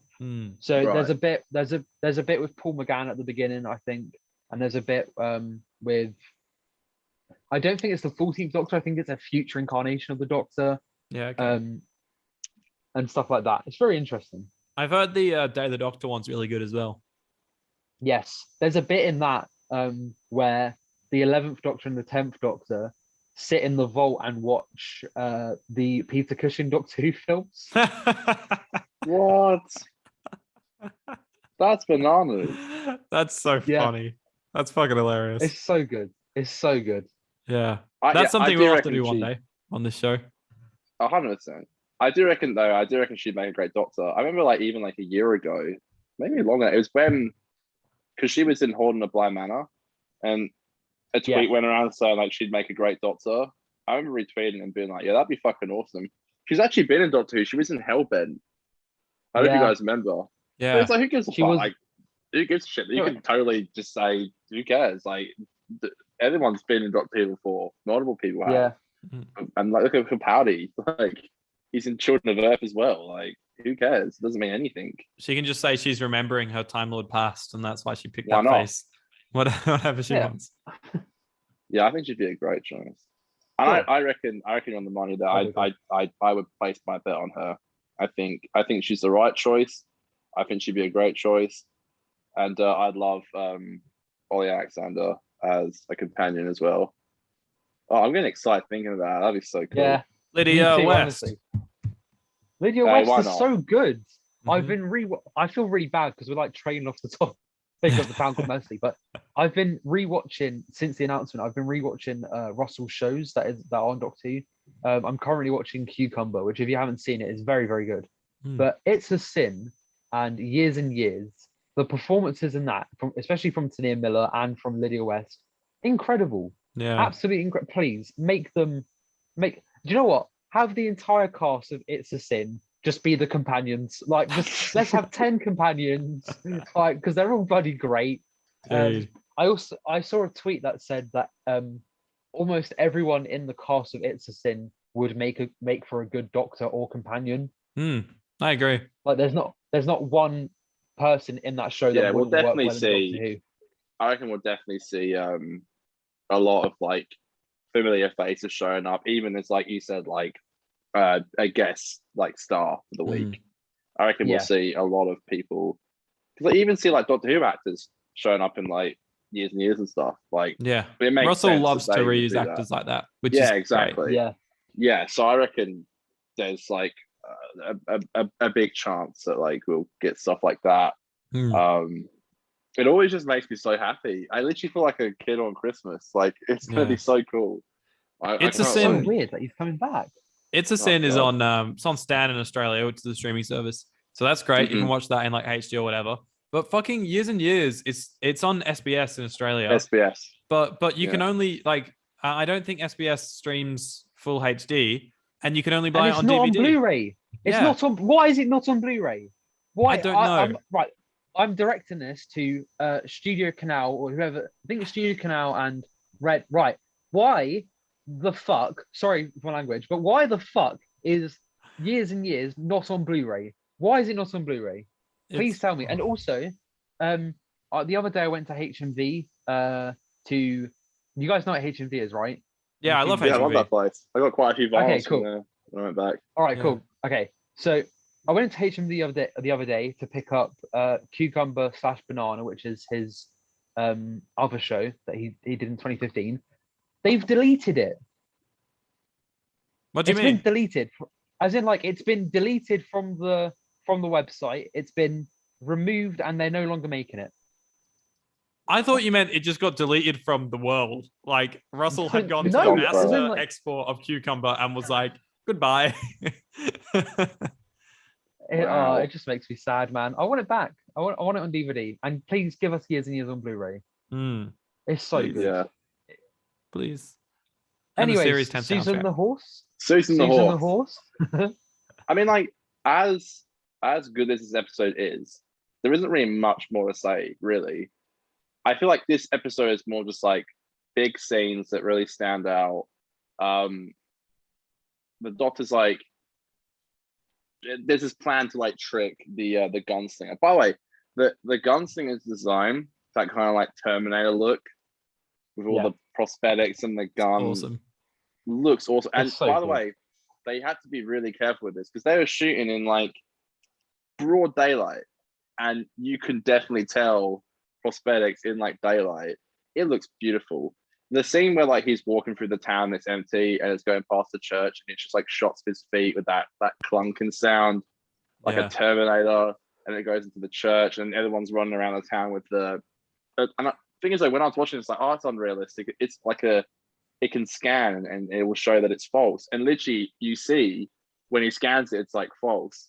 And I was Mm. like, damn, they even got that down. So I was like, oh, it's a bit unrealistic. Because like we're supposed to believe this guy, like this Terminator almost person, can't figure out that what's what. But yeah, even like Yeah. sorts that, and the legs with the camera under it, with the Doctor pulling out his Sonic, and it's in slow mo. Oh, yeah. The clock blowing up. Beautiful Here's stuff. I really like about the cinematography for this episode is one, you can tell like that it's really stylized as a Western in terms of we have those shots like of the holsters that are low down and then them pulling it up. Like there's a great direction of camera there. As well with like just a lot of shots of feet walking along. The way they just shoot the whole episode isn't like a normal episode of Doctor Who. It's shot like a Western, which is great. And Doctor Who should do way more of that. The other cool thing about the cinematography is that so much of it was shot at golden hour. You can tell, or at least relatively close to sunset. And it's rare that you can kind of get that in a TV environment where, or shows like Doctor Who at least, when they're smashing them out so much. I think they shot this in like 2 weeks or something like that. Wow. Which that's a decent amount of time for a TV show episode, but for a location shoot episode in a different country, the fact that they did manage to schedule things and got to shoot so much of it at golden hour was awesome. Yeah. Have you guys heard that story about they were filming this in like the middle of nowhere, and apparently a woman just rocked up out of nowhere and like walked onto set and went, "Can you sign these, please?" And they're like, "How the fuck did you find us?" Did you hear that story? I remember Matt Smith was telling it. I think he told it one day on like Graham Norton or something. Yeah, apparently like they were filming in the middle of nowhere, and this woman, they're like filming a scene and they see this truck in the horizon coming, and obviously it was in the background, so they couldn't keep recording. And they're like, "Who are you?" And she's like, and she didn't speak English, but she basically just handed them like a bit of paper and stuff, and they all like signed it, and she went off. Like somehow, like it's a bit like when I was in America, in New York, they were shooting The Punisher season 1 in my hotel. Oh yeah, this is funny. It's very hush hush, like you're not supposed to say. But this is like this classic New Yorker who's like, "I'll let you on a little secret." They're filming The Punisher, and I was like, "Holy shit!" And you're not supposed to say, but I think someone in the town must have been like, "Oh, they're filming Doctor Who." But if you are filming in like a location, you're supposed to keep hush hush back. Yeah. By the way, I did see John Bernthal in real life, but I didn't go over to him because I was scared. But I have seen him in the flesh. But yeah, I think it's a thing like that, and somehow she came along and found them. But yeah, I love all this stuff, and I think Jack's like admitting his flaws and understanding and doing the self-destruct, I think is the perfect way to end the episode. I love real explosions. Mm-hmm. Actually, looks awesome. I actually watched this with my girlfriend, and she was like, "Do you think that was real?" And I paused it. I'm like, "This part's real, but these little bits here and there, they would have been CGI'd in." But yeah, that was real. And I love how they did that. Like, I love how they actually went and like blew something up. And I'm not trying to skip over it too quickly here, but again, there's not really much to talk about. But I think it is for me. I think just very much just like a lot of scenes that work really well, and I think the ending with him being the sheriff of the town, it's so rare to get an ending in Doctor Who. I'm like, I love that ending, and it really works, and I think it ended perfectly, and it's so rare to say that. I really do. I think it ended perfectly. Again, not to skip too forward. If you guys want to bring stuff up, I feel think, free. But yeah, I generally think that this episode just speaks for itself. Really, I think it's so well written and so interestingly directed, and the set design is great. That it's not a case we don't have a lot to talk about because it's boring. It's the fact that we don't have a lot to talk about because it's already said everything it needs to say. It's so good. It's very, It's like it's almost too good for its own good. Like, but I would just like to say, the reason why I love this episode so much as well also revolves around the time I watched it and like when I watched it and stuff. So if you don't mind, I'll just like tell that story. No, go ahead. No, go ahead. You're not allowed. I didn't watch this episode when it aired on the Saturday night because I think I was busy. I actually watched it during the week, and I was staying at my dad's, and I was ill, so my dad had to come pick me up the night before, and I was staying at my dad's, and I didn't realize. I was like, oh, there's an episode of Doctor Who out. I remember I was really, really sick, but it was like a bright sunny day, and this lovely bright Doctor episode was on, and it just made me feel better. And like every time I watch this episode, I just feel like the sort of sense of warmth and like happiness that I got when I watched it the first time round. I really like this episode. I think it's really good. Good shit. No, you're totally right. It's really, really good. Actually, can I just say as well a story behind this episode? I don't know if you've watched the Dinosaurs on a Spaceship review yet, Dylan. Fine if you haven't. But yeah. Of course I have. I mentioned last week Converse reviews where I would write up. Yeah. This was the last Converse review. Oh no! Made. It was such a long-running series. I lasted 3 weeks. Do you know what?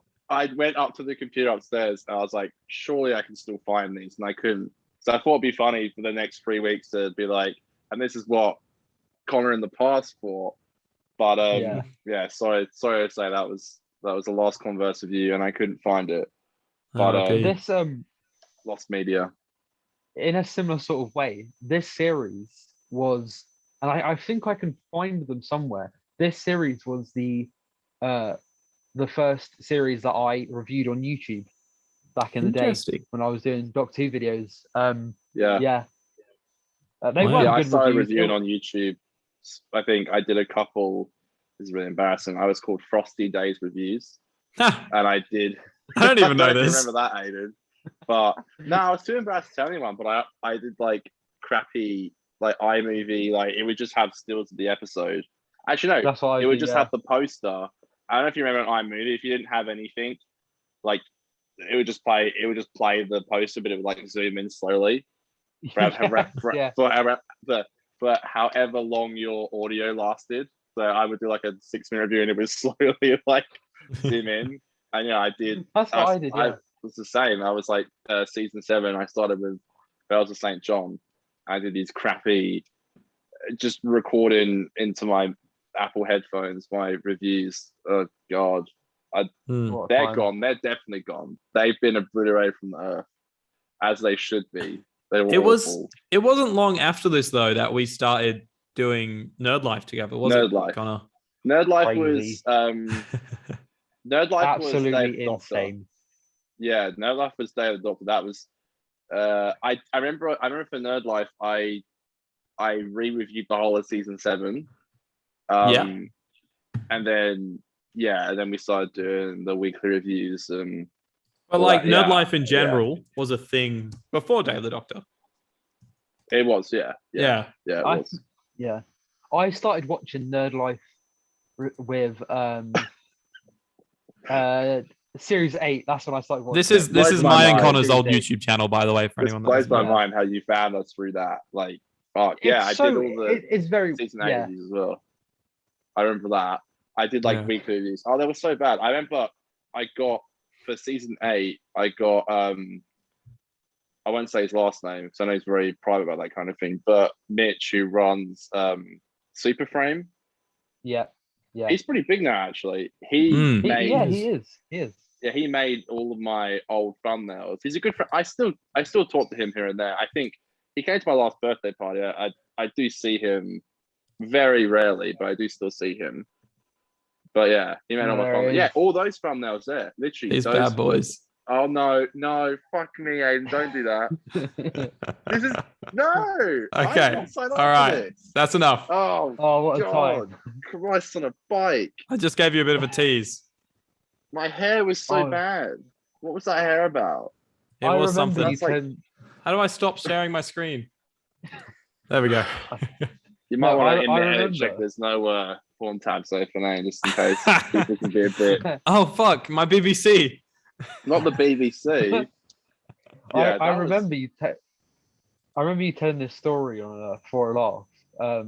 That you and I every single time, I don't know why, it just has me dying. That you announced that you was gonna start filming in a comic shop. In a comic book shop. And yeah. It was like yeah, that was like it was kind of. I remember that. It was kind of a lie, but yeah, because I remember I went up to you, Aiden, and I said, "Bro, I hooked this up big time," and it wasn't really like that. Bro, you'll never believe this. To be fair, like that wasn't 100% a lie. My dad's cousin's son had opened, but it wasn't a comic shop. I kind of got misled. My dad told me it was a comic book shop. Yeah.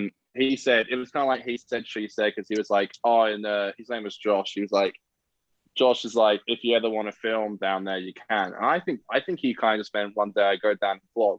I took it as he's got a comic book shop and we can set up like a set there and it can just be a thing we go to and film. And it wasn't like that. It was just a place where people would play like fucking, I don't know what it's called, like not maybe stuff like Dungeons and Dragons, you know, like you pay like Magic, those. Magic the Gathering and Warhammer and sort of that sort of thing, yeah. But his shop closed sadly, like a year later, because like it was more a place for his mates to hang out, but he did sell stuff. Sorry, that's why you guys weren't there. Yeah, I know. We could have kept that shit going. All 231 of our Nerd Life Review subscribers would have known about it. Oh god, I still use Nerd Life to. That's where I'm subbed to everybody, so I use it every day. Technically, I'm still a daily Nerd Life user. It's very cringy. Crazy.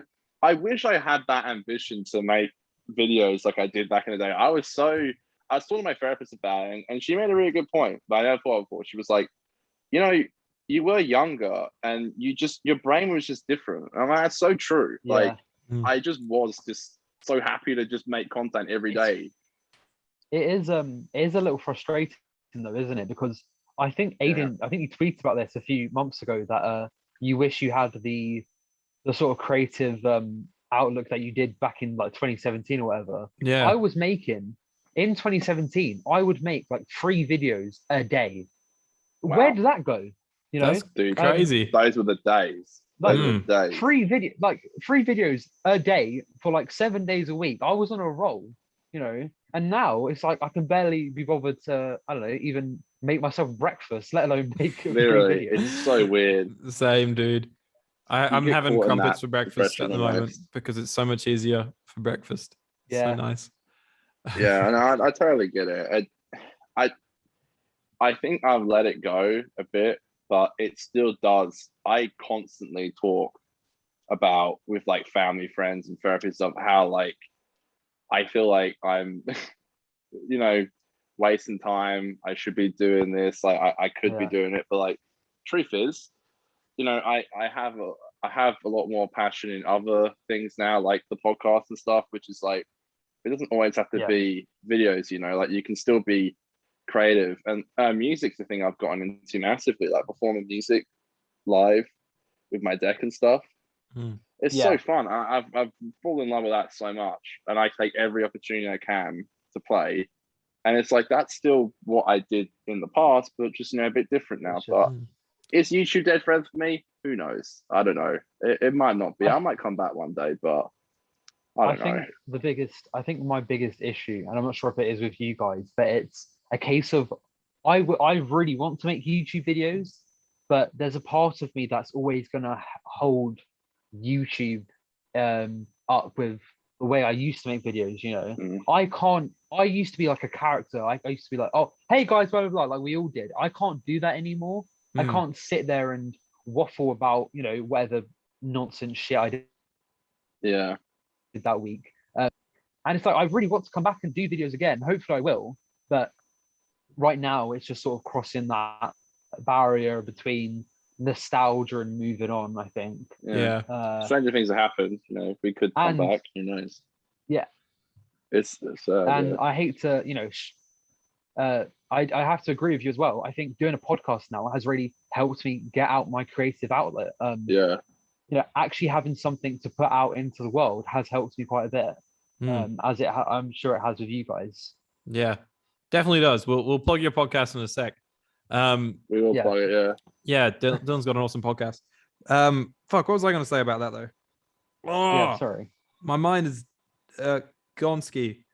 It's all like creative energy. Oh no, what I was going to say is if it helps at all in terms of like where you are direction wise, is that I'm a big fan of Roger Deakins' podcast, the cinematographer, and every week twice a week, him and his wife James, they have guests on from all different areas of the film industry. They have assistant directors on, cinematographers, directors, writers, actors, just any different role, sometimes really obscure ones. Like there was a color scientist on one week and stuff, like crazy weird shit. And the number one question they always start off with was, when did you know you wanted to be like a cinematographer? Did you know it from when you were 5, or was it something you kind of fell into? And honestly, it's 50-50 that half the people knew that they wanted to do what they wanted to do, or at least knew they wanted to be in the film industry. But the other 50% of the 50% Doctor Who podcast, the other 50% had no idea. And then they were like in their late 20s or 30s even, and they were like, they just like fell into it, or they were like, oh shit, I'm gonna try to do that. Like, and I think something that I struggle with is when it comes to writing and stuff like that, is we've had so little, like I'm sure we've had some, but so little life experiences that it's kind of hard to really be able to create a fully fleshed out story. So it's true.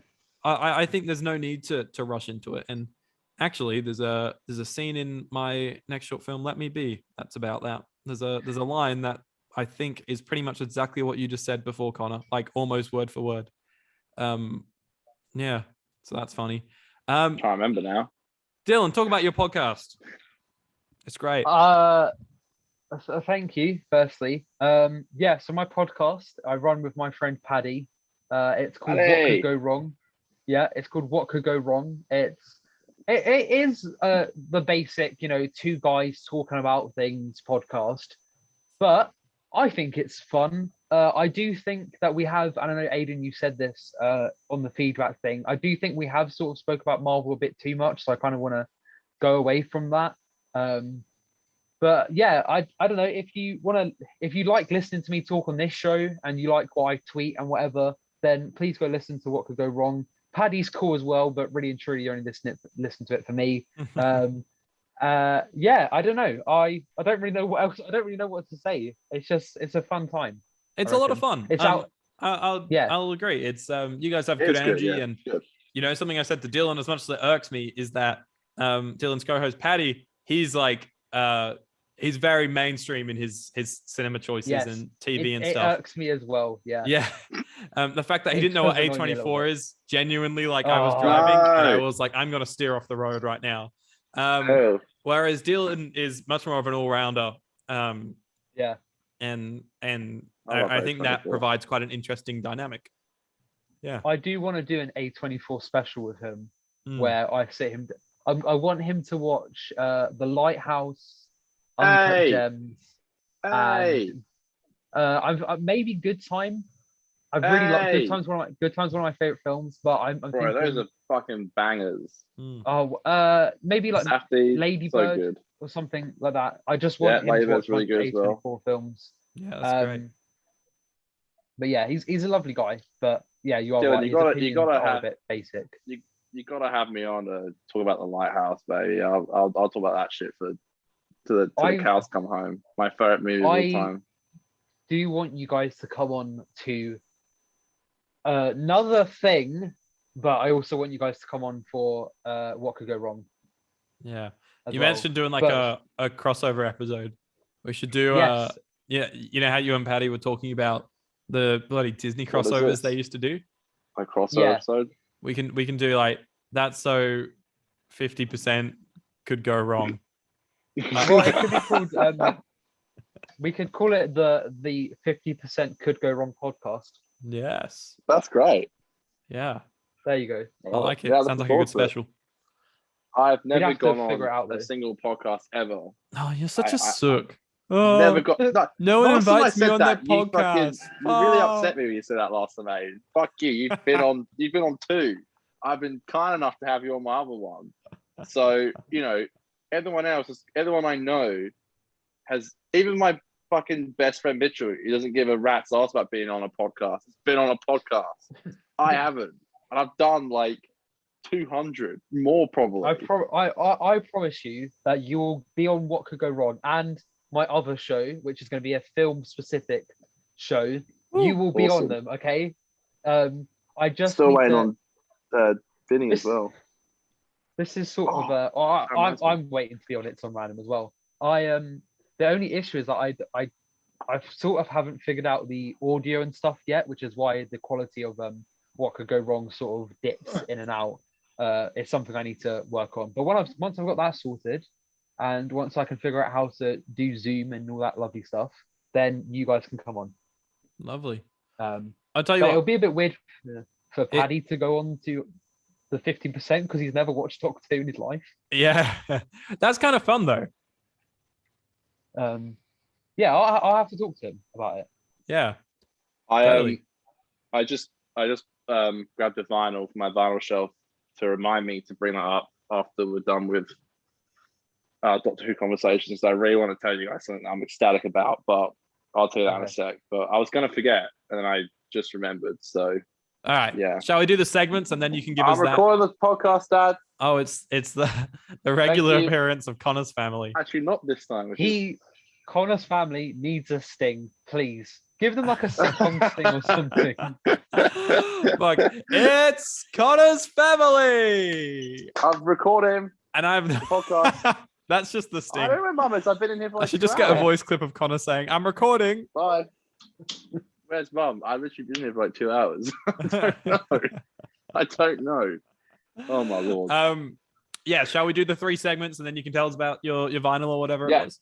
Sure. By the go way, for it. just for audiences who are watching on video, I will have to go on and off video because that's how I check all the Instagram things and all that shit. So yeah, just let you know. Cool. Yeah. Lovely. That Cool. is all good. Okay, so I need to get all the sounds ready. We're doing this all. I usually edit Fuck the it, we'll sounds do it in live. afterwards, and now we're doing them all live together. This is We'll do it live. Fuck it. fuck it. We'll do it live, folks. Fuck it. We'll All do right, it guys, live. it's time for Australia's favorite segment. Everybody, are we ready?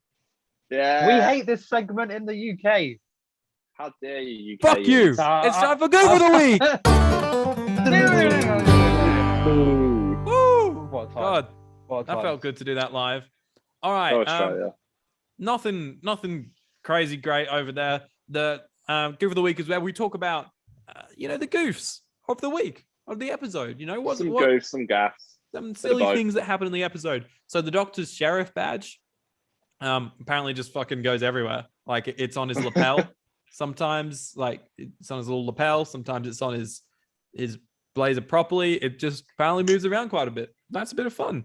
There's also another silly thing where apparently when the gunslinger, the man who's walking through the town and he stops at the church, the inside of the church is like stained glass windows. And then on the outside, it's just a standard window. So that's pretty funny. That's What a very goof. silly. There is one more goof, but Yep, I have got it. misplaced it because my thing didn't save itself. 2 seconds. I'm a mess. Bruh. Bruh. Bruh, somebody help me, please. We love dead air. Oh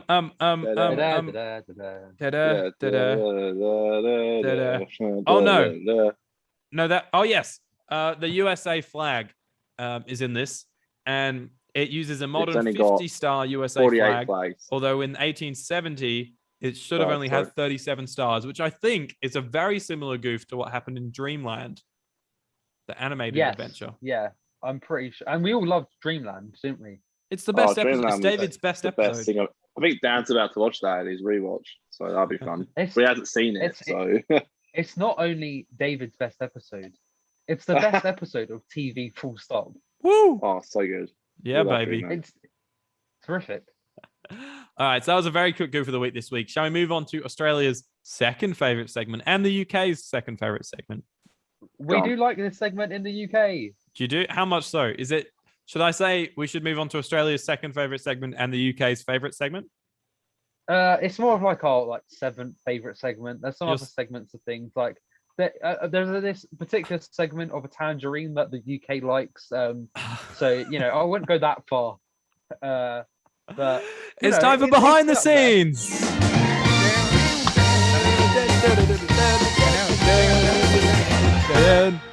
Incredible. All right. His life sounds crazy. Yeah, no, it's crazy. It's all happening. So this episode was shot in Spain, which is awesome location work, and we also we spoke about this in Asylum of the Daleks. They shot that little snow sequence whilst they were in Spain. Oh, nice. Crazy how it can look so different in two slightly different environments of Spain. Incredible. So a little bit of behind the scenes facts here is that this is the very first episode since the revival where the Mill, the main VFX house that do the VFX for Doctor Who, weren't given the main VFX credit. A company called Space Digital did. It's the first time they've been given the proper VFX credit. In the past, they've only been given the credit when the Mill has had so much work to do that they have to dish off a little bit to this Space Digital. When we were talking about Doctor of the Widow Wardrobe, they shot that in September and it came out in December, and the Mill just had no time to do the VFX. So they pretty much partnered with Space Digital to do a lot of the VFX for that then. So not sure what happened here. Maybe it's because there were so many episodes. Go on the toilet. Because you're on a toilet. Okay, yeah, fuck this segment, right?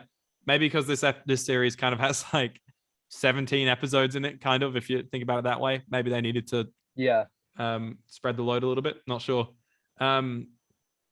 So this director, right? I feel like we keep skipping over the directors these last two episodes because we used to go quite into detail of what they have done. Saul Metzestein. Yeah, that's him. He's done quite a bit of second unit work on things. But on Doctor Who, he directed the episode before this, Dinosaurs on the Spaceship.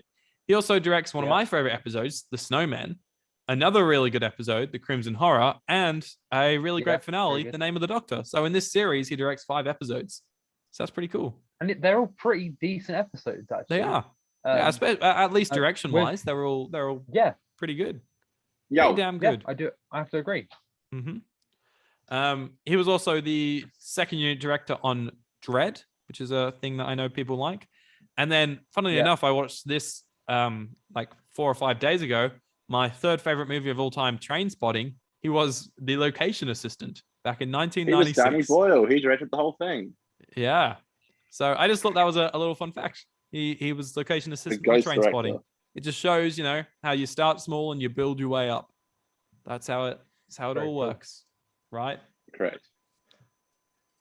Damn straight, sister. That's it for behind the scenes. These segments are getting so small these days. I feel like in the RTD era there was so much more stuff to talk about in these segments, but I don't know.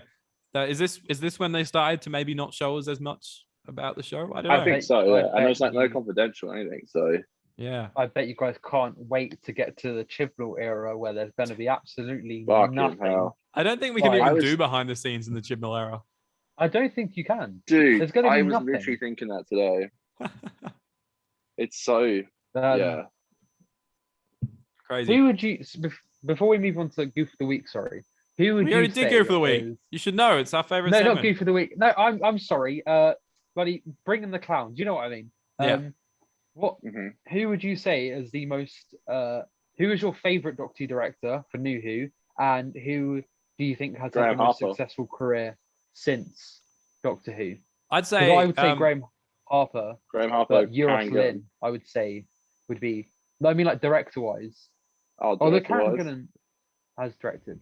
So. So I thought you meant acting. For me, Actor and yeah, director. Graham Harper's probably my favorite director. I do agree. Because he's just directed so many of the good ones, and rewatching them now, like even as a kid, I don't think I appreciated how good the direction was.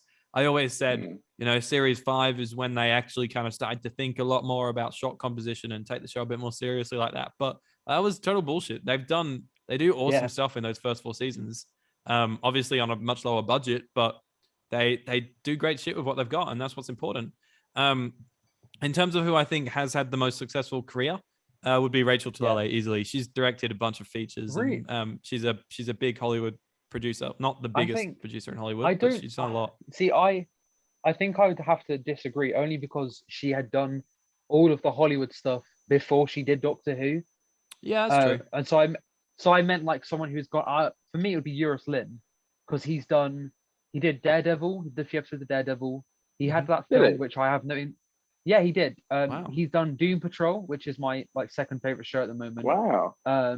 And he's done a He few. did that horse movie this year, didn't he? Yes, he did. Yeah, he did that.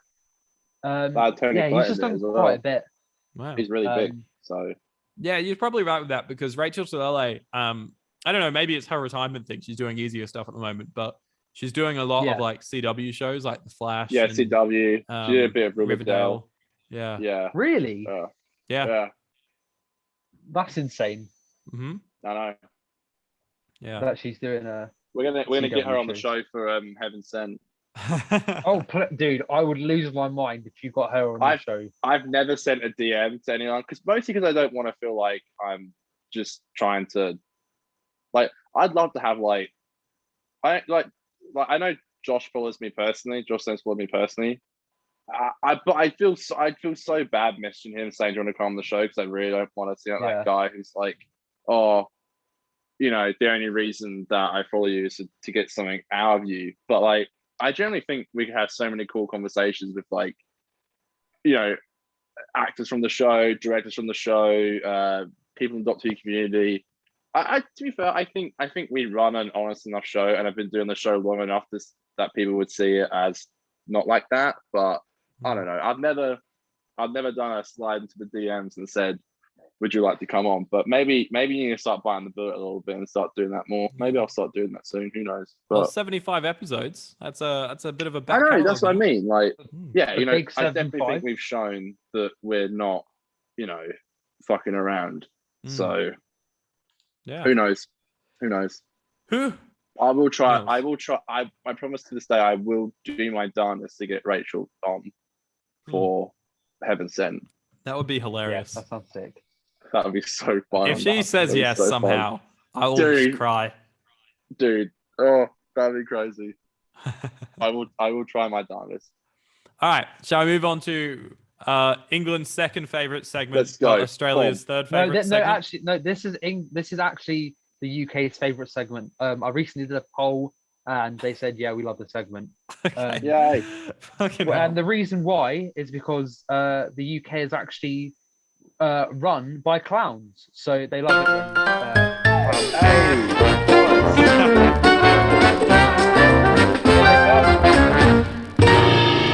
Here are the clowns. I was trying to drown you out. My granddad calls Boris the buffoon. So there you go. What? My granddad calls Boris Johnson Boris the buffoon. Dylan said the country was run by clowns, so I was just making a joke about that.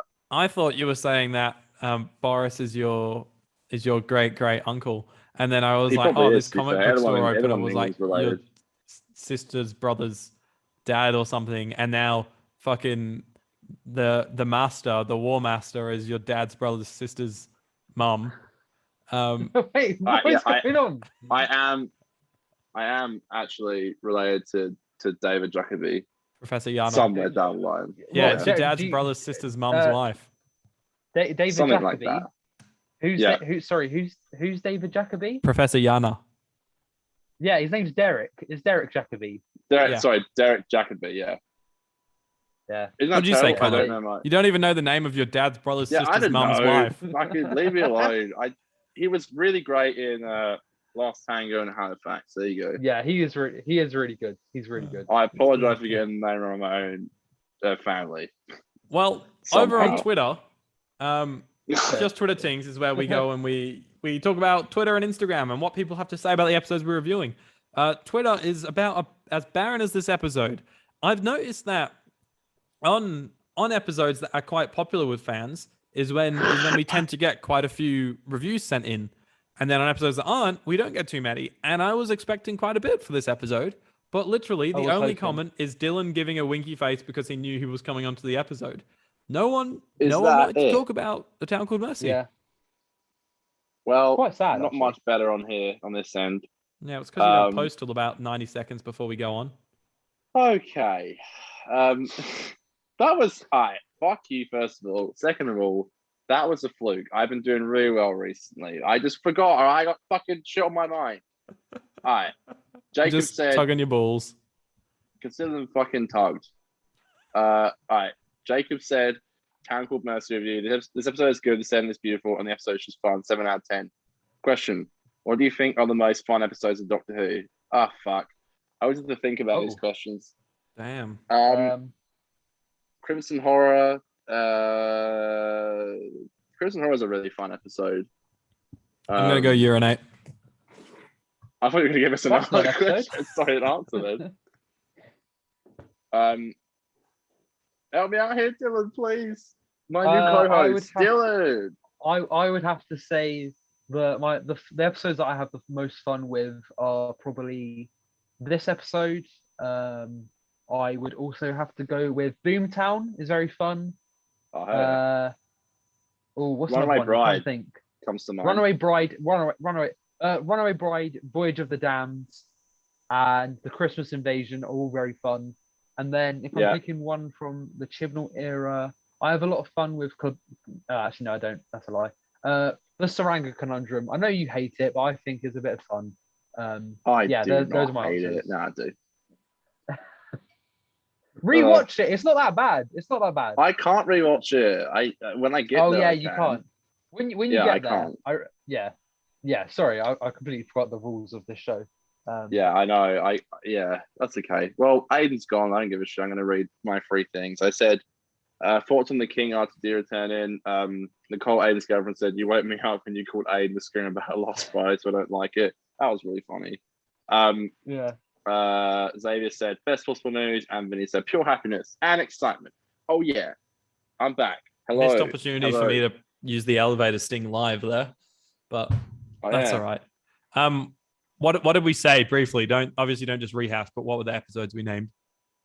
I said the Saranga Conundrum, pretty much all of RTD's Christmas specials except for the End of Time parts 1 and 2, and then I said Runaway Bride, and I said Crimson Horror, and you said you say Christmas Invasion. That's fun as well. I think Runaway Bride's the funnest I've had in an episode on the rewatch. Yeah. Oh, Love and Monsters. No, 100%. The Vampires of Venice. Yeah, that's pretty fun. The Vampires pretty of fun. That's probably my Oh, we just hit 2 hours. That's crazy. That is crazy. I'd say one of the most surprising ones for me that I found on rewatch that was so much fun was School Reunion. It's never an episode I appreciate that much, but rewatching it this time, I was like, wow, that was a lot of fun. So definitely School Reunion. Gridlock is a lot more fun than I remember it being. I used to kind of hate it as a kid. Obviously, it's got a really sweet ending as well, which goes nicely with it. Voyage of the Damned, and I'm just kind of going through season by season now. But yeah, and anything from Matt Sarah that I can think of. I don't know. 11th Hour. Fuck me, that's fun. Crimson Horror. Yeah. 11th Hour is a good pick. Crimson Horror, Snowman. They're just all fun, aren't they? Every episode, all of them, every single fucking one. Looking at you, Everyone. 42. 42. Very good. What a load of shit. All right. Connor, what was That's it that it. you wanted to say? Okay. All right. Aiden, do you know what WASO is? The Western Australian Symphonic Orchestra.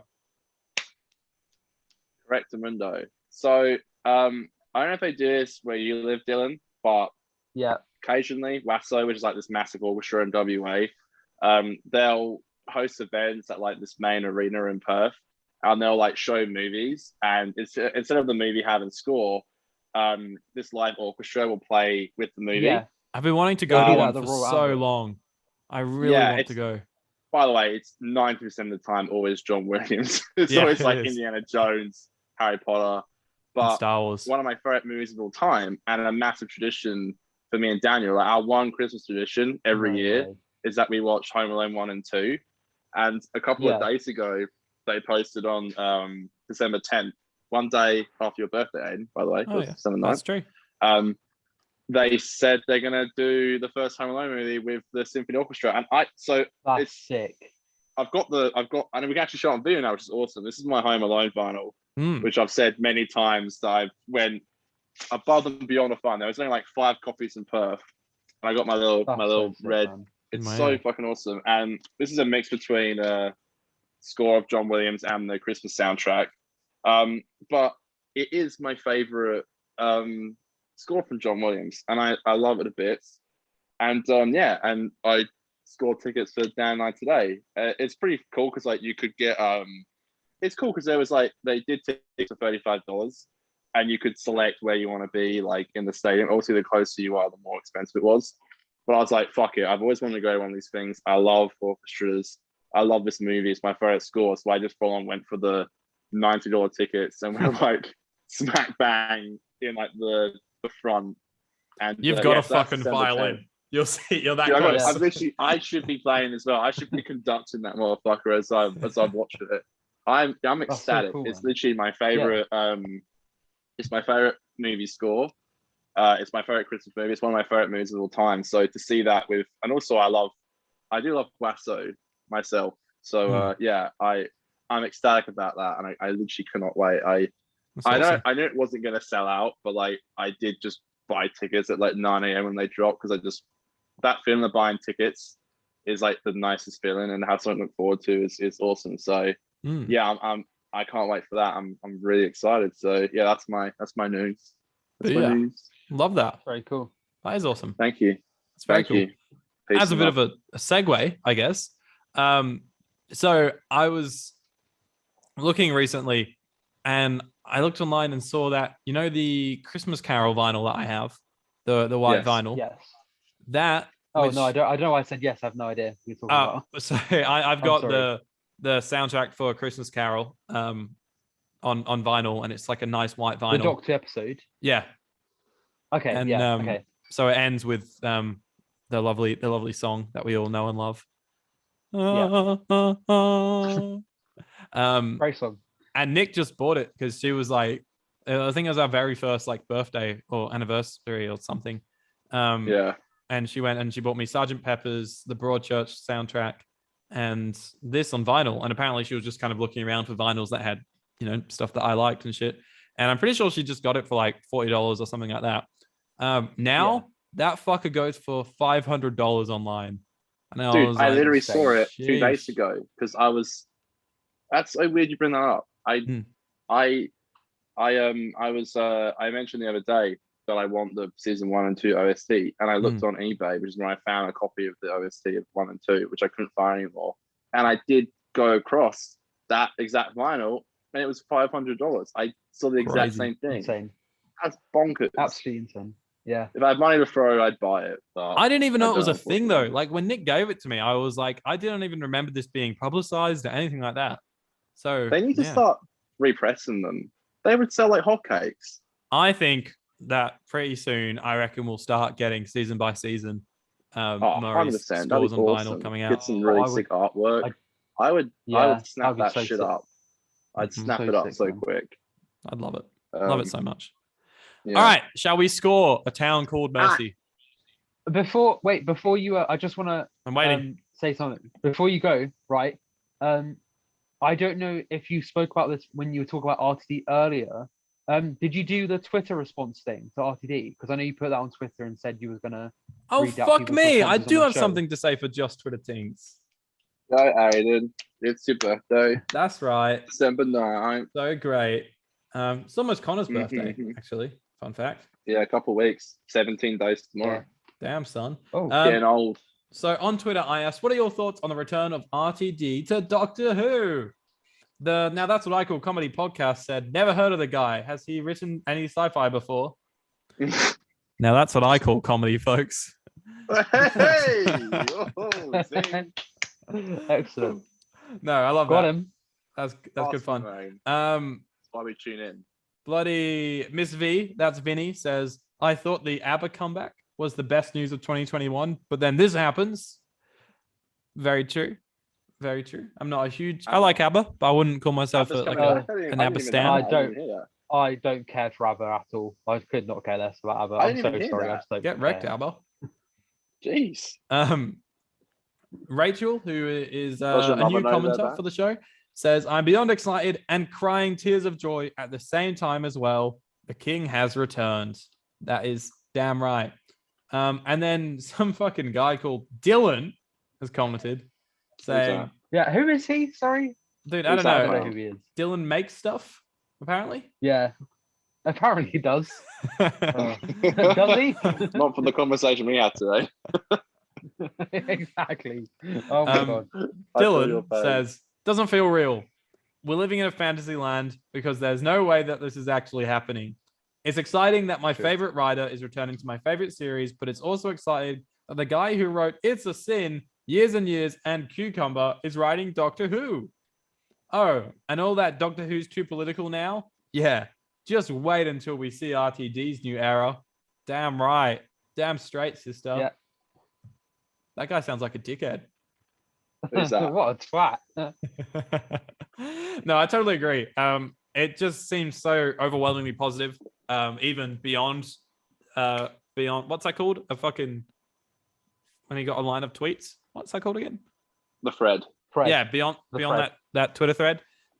Just overall on Get Twitter, ratioed. everyone just seems so positive It's about it, so- which is awesome. And the only people that aren't really are people nice. that are saying that they feel like they're just going to go back to 2005. They need to move forward, which I think we're all, upon the whole, I think most of us are kind of in agreement that we're ready for it not to be the 2005 show, and I don't think it will Yeah. be that. Yeah. Awesome. Yeah, thanks for bringing that to my attention, Dylan. Well done. No worries. Honestly, I will be expecting my paycheck sometime in the next week. I've been expecting my paycheck for the last 75 episodes, mate. Okay, shall we rate A Town Called Mercy? Yes, let's do it. All right, Do you want Dylan, me you're to the go guest. first? You first. So I recently announced that I'm not doing scores. But guess what? The scores are back. They've Woo! returned. What a crazy I'm episode. I'm gonna give A Town Called Mercy. I've been thinking about it, and do you know what? I'm gonna give it a 9 out of 10. I think you're over It's 10, almost a man. 10. It's almost a 10. It's very close to 10, but the Rory not really doing anything doesn't sort of drags it down a little bit. So it's a 9 for me. Yeah, nice. Connor, what's on the menu? Yeah, I think you can tell. I loved it. I thought it was great. We need more episodes like this. Toby, please come back with Russell. I'd love to see what else you have in store. Yeah, I agree. 9 out of 10. I think it's really, really good.